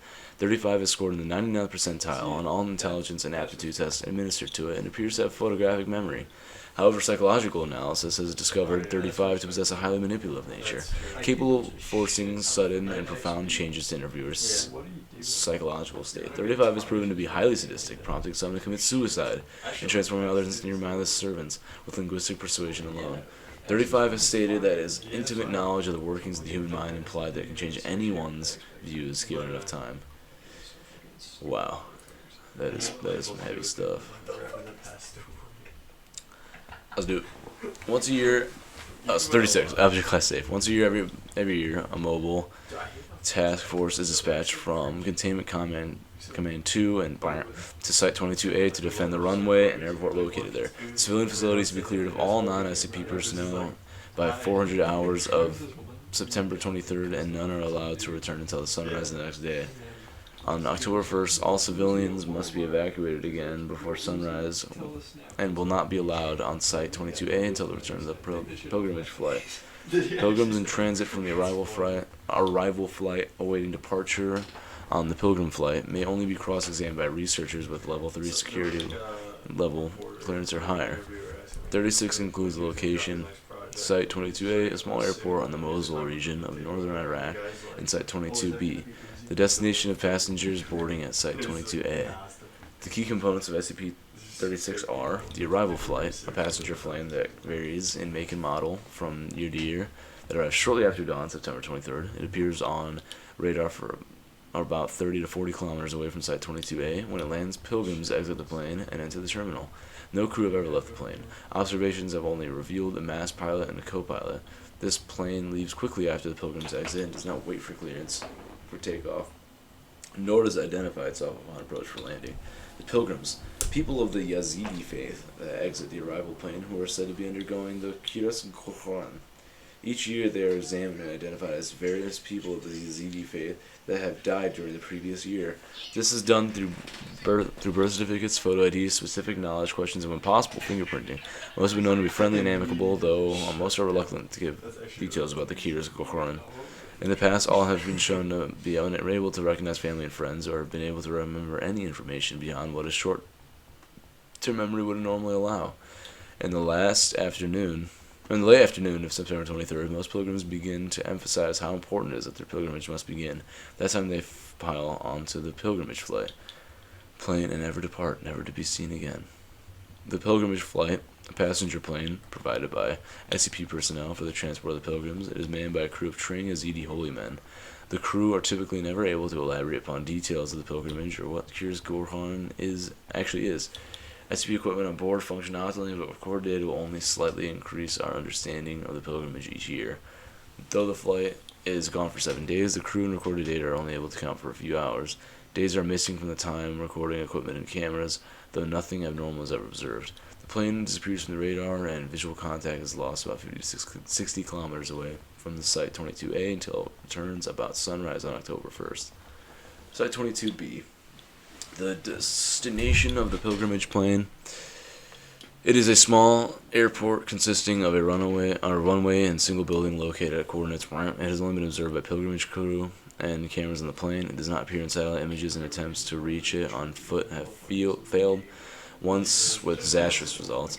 Cameras have trouble focusing on the area, as the heat from the ground usually causes a mirage visual effect on all objects more than a few dozen meters from the plane. A flyover with an SCP reconnaissance plane several weeks before the pilgrimage revealed undeveloped land and what looked like an ancient sun statue in the 1990s. SCP Mobile Task Force Sigma 4 attempted to reach the Site 22B during the time of the pilgrimage. Upon the approach, communication was lost, and the task force was never heard of again. No other exploration attempts were made advised during the 7-day pilgrimage. Originally, the Kurdish-speaking Yazidi people around Mosul secretly performed the pilgrimage themselves. Pilgrims from the east were escorted by masked armed guards on camelback into the care of Yazidi holy men. It has been explained that the holy men would then take the pilgrims west to their land of the dead, where the pilgrims would wait to be reborn back in the Yazidi people. The Kiras Koran, literally Kurdish for changing garments, is used to describe the belief of reincarnation that lesser souls of the Yazidi undergo. While this actual pilgrimage was done secret, a symbolic pilgrimage in Kiras Koran are performed every year at this time by other Yazidi. During the 1960s, land acquisition by Kurds and Muslims, attacks by the Turks, and punitive laws by the Islamic Iraqi government restricted by the movements and customs of the Yazidi.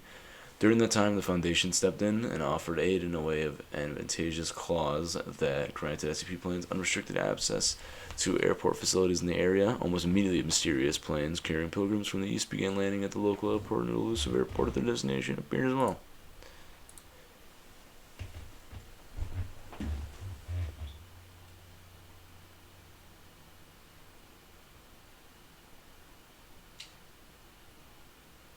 My fucking balls are so goddamn sweaty. Same. Not at the moment, but in general. Yeah. I should have untired my eyes.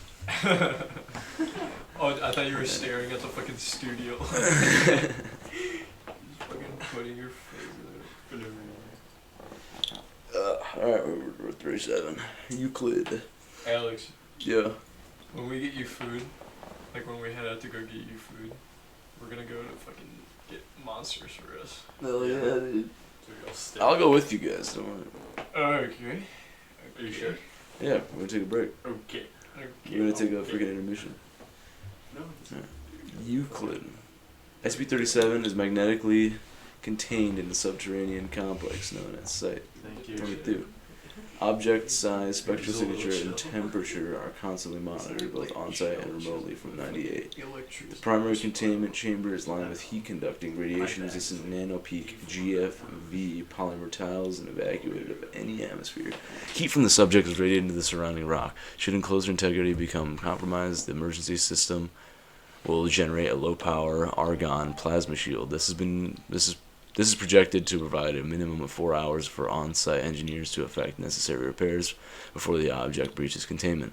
In the contingency that stellar evaluation proceeds ahead of projections and a nova event appears imminent, or if a containment failure is otherwise unavoidable, any remaining project staff are authorized to initiate the PTWAC protocol.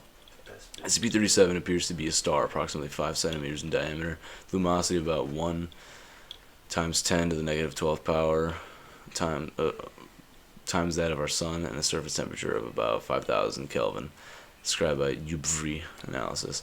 The origin of SCP-37 is unknown, however the analysis suggests that it shares many properties in common with a typical man sequence star, other than its anomalously small size. It is theorized to have centered on Earth's magnetosphere via the North Magnetic Pole. The object was discovered in 19 above the Beaufort Sea at approximately the North Magnetic Pole. Intense electromagnetic interference was reported by Canadian Forces Station CFS alert, followed by an extremely bright object descending toward the ocean from the sky.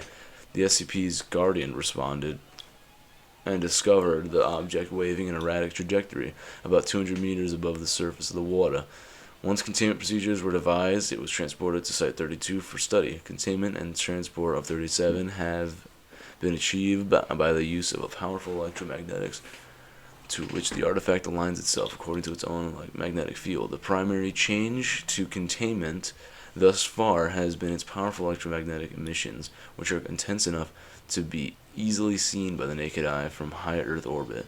Its current enclosure is located deep underground to prevent detection and to facilitate radiative cooling into the surrounding bedrock. In event the entire facility and the surrounding volume of the Earth's crust act as a massive heat sink. Ugh.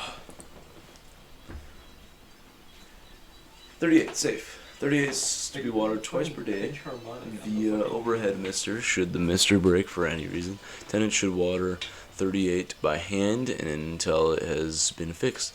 Lighting is provided by computer-controlled lighting array. Tenants watering 38 by hand and maintenance personnel fixing mister or lighting should wear hazmat suits to prevent accidental cloning. Well, description: 38 was found in an abandoned farm in New York, 19. It was first thought to be a common apple tree. However, upon a close inspection, it became apparent that 38 was growing things other than apples, in fact, other than fruit. 38 was the ability to clone any object that touches its bark.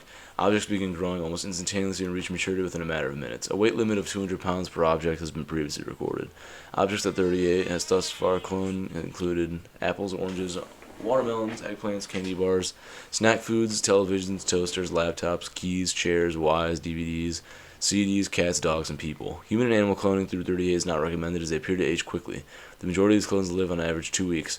After thorough examination of the deceased clones, it has been determined that they've begun to ferment before death. Object is currently held at Site 23, and therefore there are currently no plans to remove it. SCP-39. Object class Euclid. Living 39 instances are to be contained in Site 77's Wilderness Observation Chamber 22B. The interior and exterior of Walk 2B must be monitored by 2 security guards at all times. Walk 2 is to be inspected weekly for sabotage and contraband. Deceased instances are in refrigerated storage and may be accessed for study upon request. SCP-39-A is a description. SCP-39 consists of 23 proboscis monkeys, which have been subject to radical anatomical changes. These alterations are summarized below. Eyes have been removed, new bone growth has filled eye sockets, no remnants of eyelids or eyebrows remain, only smooth skin. Extreme alterations of the mouth, oral opening is no longer present. No remnants of lips remain, only smooth skin, jawbone is fused in place to new bone growth along The joints, teeth, tongue, gums, and palate are absent, having been replaced by a large deposit of adipose tissue. Removal of the digestive system, esophagus, stomach, gallbladder, intestines, and bladder have all been replaced with adipose tissue. Formations of similar shape, if you guys know what adipose tissue it means, it's just fat. Shape and volume. Anal orifice has been sealed by new skin growth, leave no remnants of the anus. It is not clear how Scp-39 instances obtain nutrition and dispose of waste, or survive without doing so. Enhances auditory, tactile, and olfactory senses, smelling and stuff. Both absolute and different thresholds are significantly lower than those of the baseline species. These enhancements allow 39 to effectively navigate their environment despite lack of sight. Instances have been observed tapping on objects when navigating unfamiliar surroundings.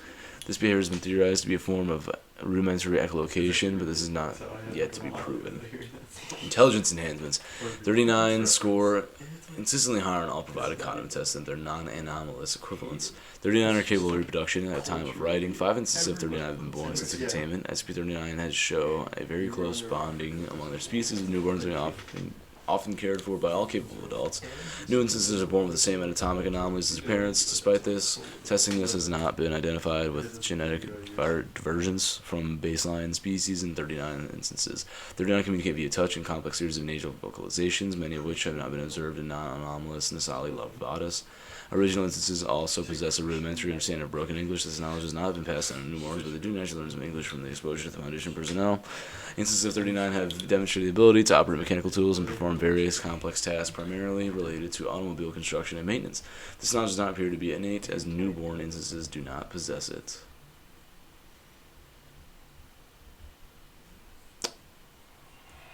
I gotta figure out how to move on. Am I blind? What's up? I'm listening to fucking Christian metal. Let me know how it fucking hits. Huh? Let me know how it hits. Yeah. I guess we could just scroll down and find 40. Wait, what the fuck are Evolution's child, alright.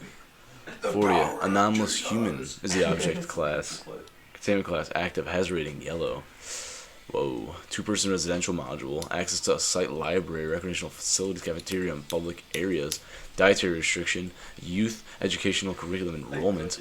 Biweekly psychological review. Schedule B experimentation plan. Alright, so SCP-41A, 1C, and 1J have been approved to remain in the containment chamber with SCP-40 for purposes of the subject's mental well-being. All other entities modified by 40 during testing are to be disposed of after study according to standard biological specimen clearing protocols as outlined in document blah blah blah. 40 is a human child capable of at-will manipulation of the physical characteristics of living organisms. Modified organisms are collectively referred to as 40-1. Modifications are primarily cosmetic, ranging from simple color and pattern changes to more involved shifts in bodily form and structure. The creation of new specialized organs is possible, but appears to limit the 40's ability, and currently has 66% failure rate in testing modifications are limited to what would be physically possible, regardless of the probability of such a feature naturally arising. For example, while 40 can grant organisms wings that does not naturally possess them, they will not permit the creature to fly without meeting other physical requirements. 41 will undergo behavior shifts as part of the modification process, acting with extreme loyalty to 40, regardless of prior association. 40's anomalous property requires significant focus and time to enact and causes intense headaches and nausea when performed for more than a few minutes at a time. The effect becomes increasingly unreliable and inaccurate the smaller the modifications or more complex the changes are. 40 is incapable of altering microscopic organisms and has a great difficulty in altering plant life. Dead organic matter may also be used, but must be used in conjunction with a living organism. Instances of SCP-40-1 cannot be modified more than once, though it is currently unknown if this is a hard limit of SCP-40's properties or from a lack of mastery over them. 40's emotional state is within acceptable boundaries for an individual of its age group, accounting for the effects of prolonged containment and parental separation. Subject's intelligence is slightly above average for its age group. Behavior is generally cooperative. 40's acclimatized quickly to containment and responded well to the initial orientation and socialization programs. 40 responds to the name 40 and does not appear to have any other given or chosen name. And there's just a bunch of other random bloop. 41. Object class safe. 41 is to be hospitalized at Bio Research Area 12. Though not Keter class, should 41's abilities ever propagate beyond a reasonably containable area. The risk of SCP-sensitive information being broadcast to the public remains too great a risk and warrants area-level isolation away from the general populace. SCP personnel wanting to keep their thoughts private are advised to remain outside of SCP, a 15-meter radius from 41, beyond the designated red circle on the floor. It is beneficial to the mental health of 41 to have a sitter in the room who watches television and concentrates on its programming. This allows 41 to effectively watch television through the mind of someone else. The optimal sitter is a Class D personnel with below average intelligence whose mind does not wander, have more than one train of thought at a time. Though not mind control, 41 has used its abilities to coerce sitters and into watching programming that they don't themselves enjoy. 41's tastes vary between gore and slasher films, having even expressed interest in snuff and children's programming. What a weird fucking taste. Dude's like into snuff and then children's programming. Just fucking watch some beheading video and jump to some maze and roll a gumball. At the same fucking hour. Jerk off to some amazing. Description: 41 is a. But that's a good video, actually. 41 is a male human suffering from irreversible damage to his central nervous system, which is believed to have been caused by an infection of a rare strain of bacterial meningitis. Although antibiotics were successful in killing the infection, the membrane surrounding his brain and spinal cord had reacted to the infection by severing many neurons connecting the central nervous system to the rest of the body. SCP-41 must rely on a respirator to sustain his breathing, a biventricular pacemaker to keep his heart beating, and a nasogastric tube to provide nutrition. Visually, SCP-41 appears to be in a persistent vegetative state. However, observers in the presence of 41 begins to realize that their thoughts, along with everyone else's around 10-meter radius, are broadcast in a semi-audible fashion. Aside from being the source, 41 is also capable of broadcasting his own thoughts to those present. Anyone forming an idea using words will have those thoughts unwillingly transmitted to others in this range of mind as mind-audible speech, which cannot be recorded by any known equivalent. Correction, see Addendum 1. Mind-audible speech may be heard using whatever voice a subject chooses to think in. Most typically, this is the subject's normal voice. Visual thoughts and images are broadcast as well, but are not received as readily. Images are effectively transmitted when both the sender and receiver have their eyes closed. The sender concentrates on a single object without environment or background, and the receiver's mind is clear of conscious thoughts. Communication between subjects using visual images, particularly those not written in memory, but in imagination, is usually difficult. The sender typically has trouble conceiving a highly detailed mental object from a single point of view, while the receiver will try to often fill in gaps of missing information, ultimately resulting in the receiver seeing a different image from what was sent. The most difficult imagery to be successfully broadcast appears to be a person's face, particularly if the image is one of the person in motion. Although able to transmit his thoughts to others, 41 is not very talkative. Attempts to persuade 41 to divulge in any information about his abilities has been thus far fruitless. 41 is typically silent and normally will not respond to any direct attempts at communication. However, 41 appears to have a sense of humor as he interjects occasional comments in conversations with others. 42. Object Class Safe. 42 is currently housed within minimum security paddock 12 at Bioresearch Area 32. Despite 42's seeming disinclination to the attempt escape at this point, security measures must be maintained at all times. Previous attempts to maintain the health of the ground cover in paddock 12 have failed to date, despite regular watering. 42's presence leaves the ground parched wherever it treads, as it's not been determined what happens to the added water. The program of watering has been discontinued as unnecessary and potentially hazardous to the local water table. Monitoring of local well levels and sampling of the area's water is to be carried out on a weekly basis. The personnel interacting with 42, including any handlers, medical personnel, feeders, and custodial staff, must be subject to a thorough search, including prior to entrance into paddock 12. Paddock 12, and any personnel attempting to smuggle a weapon or an object which can be used as a weapon is to be immediately pointed out. Personnel are to undergo psychological screening once per week after interacting anyway with 42. Medical personnel examining the wounds on 42's back are to be closely monitored at all times, lest they attempt to euthanize 42. 42's animal believed to be a member of the genus Ecus. Its coat is white in color with some small brown spotting. It stands at 183 centimeters.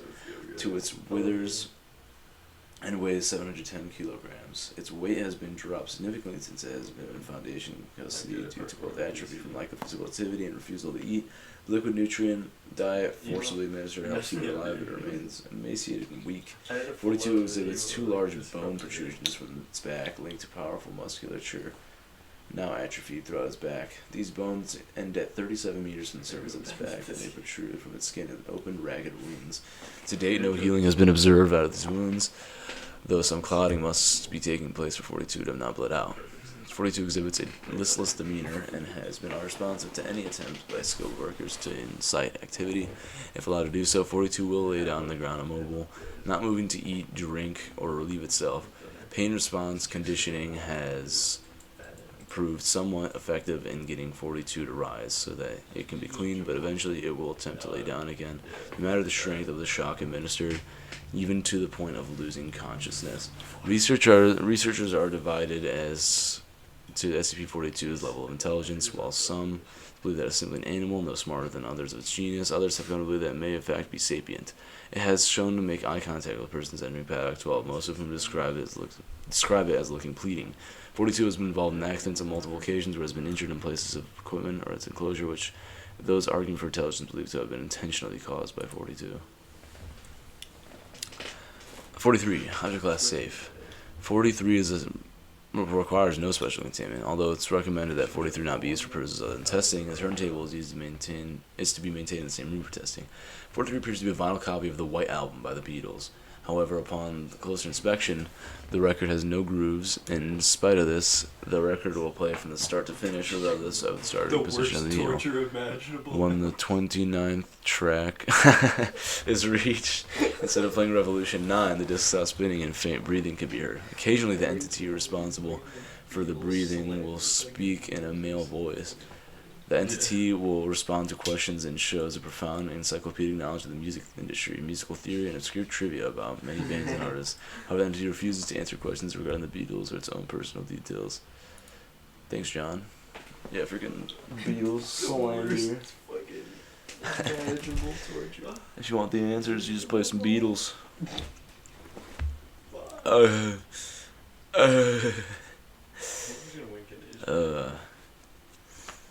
Alright, object class safe. A constant stream of hydrogen ions, unbound oxygen atoms, and other trace-free radicals emanate from the muzzle of 44 at all times. Because of this, the docking stations of 44 are to be well ventilated to keep dangerous gases and moisture from accumulating. Muzzle coverings are to be fitted at all times to keep birds and small animals from investigating the large open barrel of 44. 44 is a howitzer, secretly manufactured in the late stages of the Second World War by Krupp engineers, personally provided by Albert Speer, German Minister of Armaments and War Production under Adolf Hitler. SCP-44 is unique not only because of its size, 251,000 kilograms, or 251 metric tons, but also because it fires unconventional artillery using an atypical delivery method. Rather than having a breech for loading shells, the rear of the barrel is configured into a massive air compression chamber. Any object or pile of objects that fits may be loaded into the muzzle and use ammunition. Because of its size, 44 must remain rail mounted and requires 2 freight locomotives to move. Researchers believe that 44 weakens molecular and atomic bonds in any material loaded into its muzzle. However, the method by which 44 affects molecular bonds is not known, due primarily to numerous complex mechanisms that compose the housing and workings of 44. In fact, some of the mechanisms appear useless since they do nothing other than spin or make noise. Even when 44 is not supplied with power, both equipment and personnel have been lost while exploring inside of 44's barrel. When 44 is fired, all matter within its barrel is ejected at a high rate of speed as glowing red slug, proportional in size to the amount of mass loaded into the muzzle. Upon striking a solid object or the ground, the slug explodes with a yield proportional to the mass of the original ammunition at no less than a % mass to energy conversion rate. The yield will also increase somewhat the longer the slug remains in the barrel. The greatest known yield that was achieved when the administrator's 8.9 ton personal diesel pickup truck was loaded in its entirety into the muzzle of SCP-44 and fired in the pictured experiment. Wow. 45, safe. 45 is to be kept affixed to an examination platform in a hemispherical chamber measuring 5 meters in radius at Oceanographic Research Station 12, located at on the seafloor of the Pacific Ocean. The chamber is to be kept filled with gaseous neon at equilibrium pressure with the surrounding environment. The chamber is separated from habitable portions of the station by 5 meters of local seawater, and all interactions of 45 are to be performed via telepresence or robotic means. The bindings that attach 45 to its platform are fitted with quick release latches, which are to be released when necessary to prevent a containment breach. Given the seismic activity associated with 45, if the containment chamber is damaged or breached by seismological activity, SCP-45 should be recovered by remotely controlled drone vehicles and kept at least 10 meters from human-inhabited spaces until such time as repairs can be completed to the optimal containment chamber.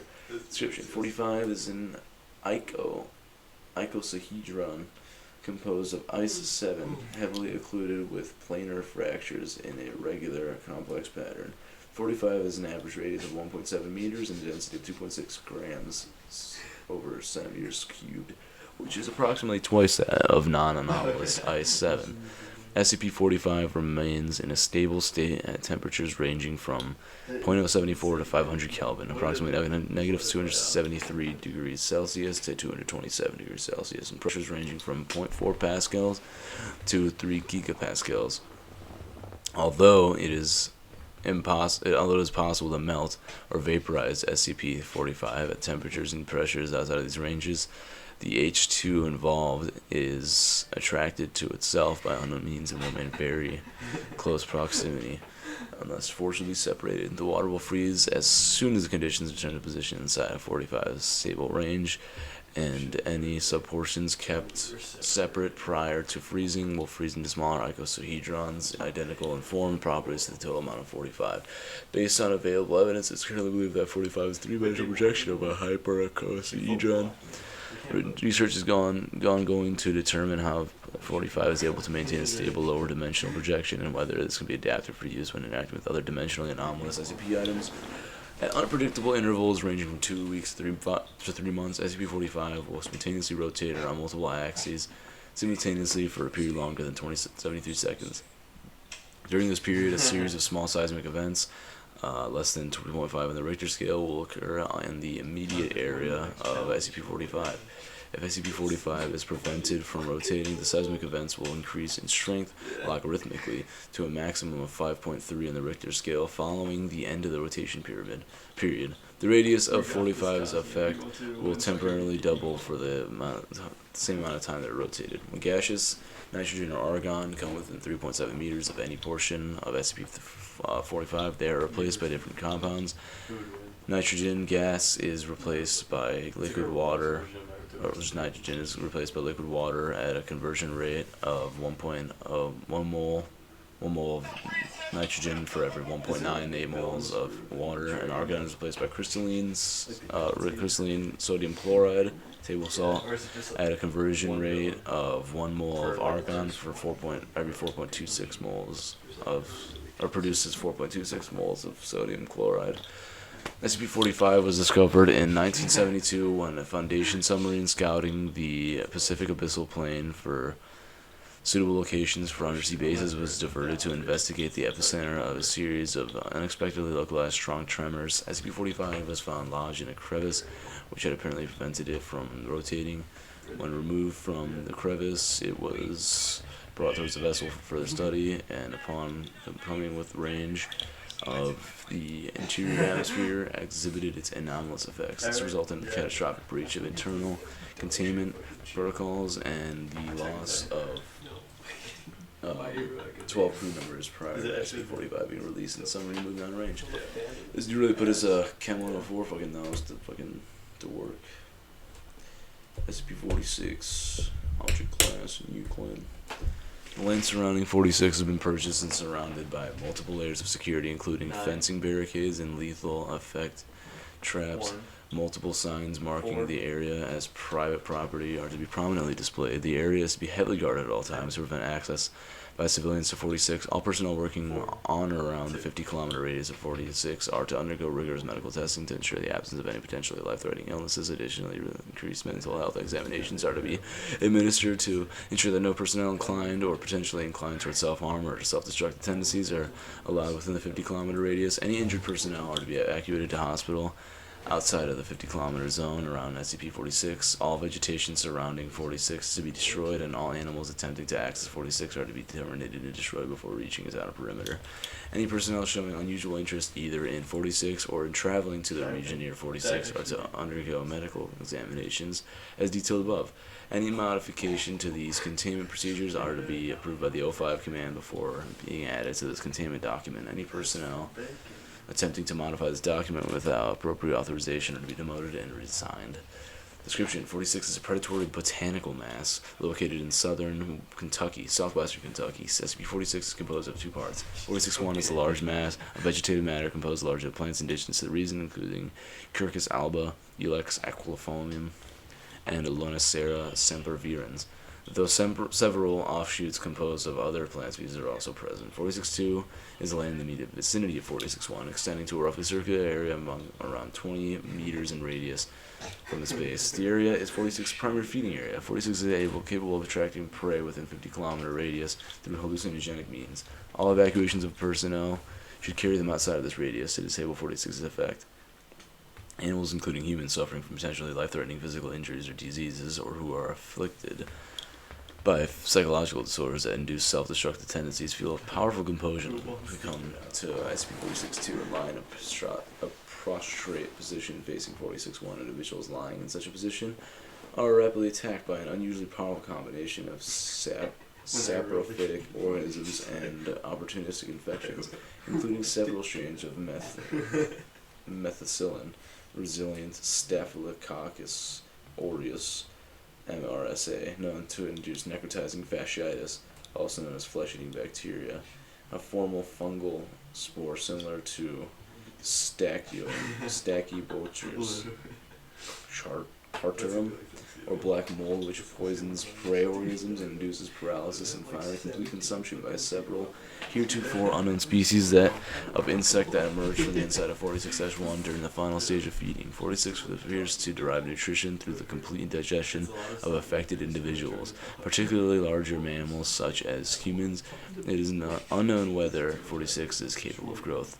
As such, all steps are to be taken to ensure that 46 is deprived of prey until more information is known about its abilities. These efforts are to include terminating individuals prior to their arrival at 46 and disposing of their bodies in a separate location. 47. Object Class Keter. SCP-47 is to be contained in a 0.5 by 1 meter hermetically sealed storage box at all times. This box will be locked in storage container 47A inside P3 Secure Biohazard Lab 47B. Any entrance to and activity inside 47B will be recorded by biometric scan, closed circuit camera, and ramp. Entry to 47B requires the authorization of the project manager in addition to at least one O5 level clearance. 47 is to be treated as a priority for contagious biohazard in all protocols, including mandatory quarantine if exposed. Site Q-047 has been provided, adjunct to Lab 47B, for this purpose. In the event of outside contamination of 47-1, Lockdown Protocol 47-1, Yersinia must be engaged. SCP-47 is a highly rusted, breached gas cylinder made of an iron alloy. When exposed to open air, the material of the cylinder evaporates, slowly producing a previously undocumented mutagenic gas. This gas has no effect on eukaryotic organisms, examples humans, but profoundly alters prokaryotes, showing preference for common human microbiota. The natural microorganisms that live in the skin and throughout the body. On rare occasions, these mutations produce a superbug, collectively known as 47-1, a natural commensal with enhanced survivability and therefore opportunistic pathogenicity. The pattern of changes induced by 47 suggests that these highly infectious microbes are, at least to some degree, selected for. Although the species of 47-1 species Specifics of 47-1 species are dependent on the base bacterium from which it is derived. There are several characteristics for which it will appear generally consistent across all cases of 47-1 mutation. Enhanced survivability in the bacterium's natural environment, similar environments, full spectrum antibiotic resistance, increased reproduction rate and consumption of available material, development of a sporulation ability in gram-positive material, increased ability to uptake and hold and share plasmids, particularly in gram-negative bacteria, increased transmission due to traits listed above. 47-1 examples are normally debilitating and virulent. However, compared to other Keter class SCPs, it should be noted that SCP-47-1 have relatively low mortality rate due to their action through mundane biological pathways. Several strains of bacteria have been selectively mutated by 47. Mutation of bacteria in culture is possible, but the process appears to be much more effective with bacteria living on the human host. Generally, mutation of natural common cells for the experimental purposes is encouraged after the containment breach of 31/2010, so January 30th, 2010. Mutation of already pathogenic species is banned, and all existing samples must be destroyed. There are particular species of 47-1 mutated bacteria are of note due to their environment in the containment breach of Propion bacterium 47A, Streptococcus 47C, Clostridium 47A. They got more advantage. No, 48. They're getting that. Nice and short one. Yeah. Object class. None. This is gonna be tough. See the description. Special class. Social containment procedures. The designation SCP-48 is to be retired from the SCP catalog. No future SCPs are to be assigned for this number. Description: 48 has been long considered the cursed SCP number by SCP staff.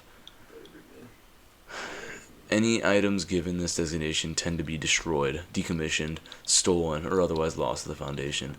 Usually no fault of any individual person. In addition to personnel assigned to SCP-48 and its various incarnations have had a 50% higher rate of turnover to death, dismemberment, and disciplinary action. Whether or not the number 40 has any supernatural quantities of its unknown, but given the superstition on this number, the designation has been removed from the catalog in order to help maintain employee morale. So yeah, 40 is the cursed number, huh? The big one. Everybody knows this. SCP-49, ladies and gentlemen. We made it to the big boy. Object class Euclid. SCP-49 is contained within a standard secure humanoid containment cell in Research Sector 2 at Site 19. SCP-49 must be sedated before any attempt to transport it. During its transport, SCP-49 must be secured within a Class 3 humanoid restriction harness, including a locking collar and extension restraints, and monitored by no fewer than 2 armed guards.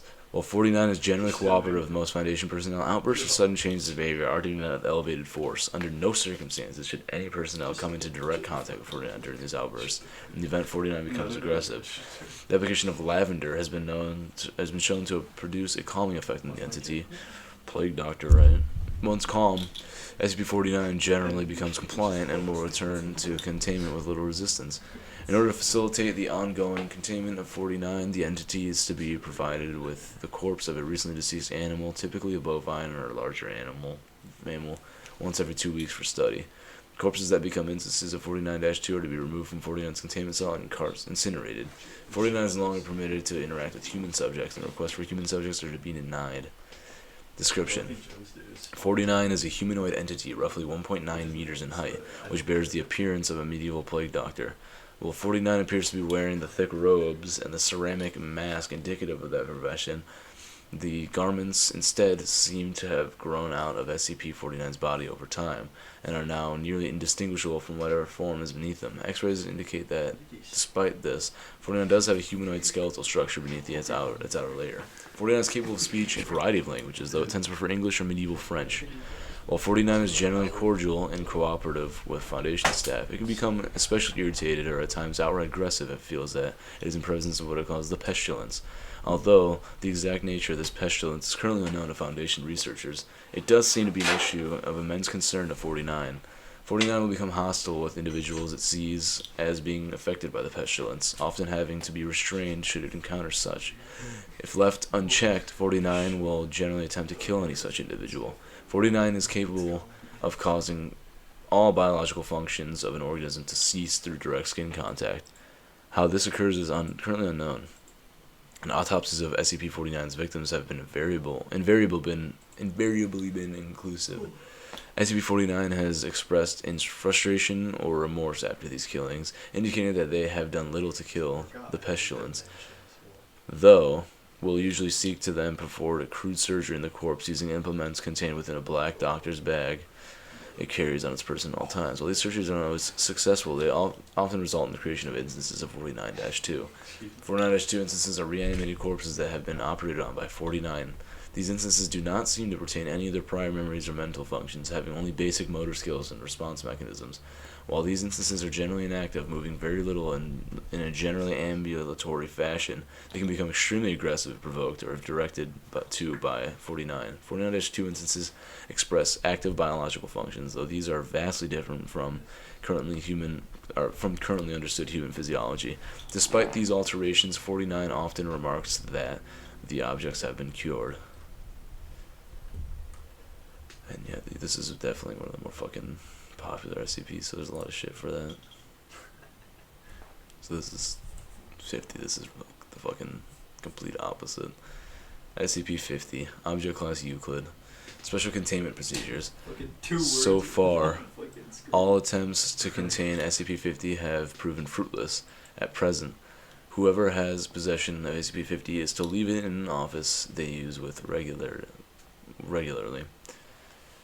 Description. SCP-50 appears to be a statue of a monkey reading a book. Approximately 1 foot tall, on the bottom of the statue are engraved the words, "To the cleverest," in a cursive script. The statue has so far proven resistant to all forms of damage. As such, there is no accurate method to date the subject. When left alone, SCP-50 has shown itself to be both useful and antagonistic to its current owner. Although never seen to move, no matter what the owner or amount of recordings, any room it is left in becomes very clean to a polish whenever possible.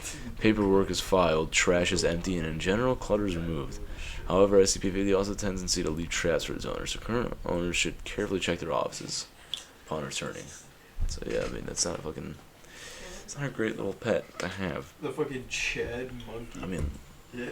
let's Go collect gorillas. Chad fucking monkey. let's fucking think about this. So what is that? Alex, watch out for your history, bro. 20, dude? I can see your porn. I can see my freaking horrible, stinky porn. Okay. 3,000 minutes. What is it, like Collecting them more. 50 hours? Yeah, you're at hour 50. It's at least a second. Well, in the event, or for the main reason why it would, or the main reason being that it would take me 50 hours to read through all 1,000, I'm going to cut this a little short, and we're going to leave it at 50 for today. And I think we can end up doing more. And I think this can be a regular series. I can keep doing this. I'll leave it up to you guys if it was enjoyable at all to watch. I mean, it's pretty tough to get through, but I hope I kept you guys entertained for a little bit. We'll see you in the next part. See ya.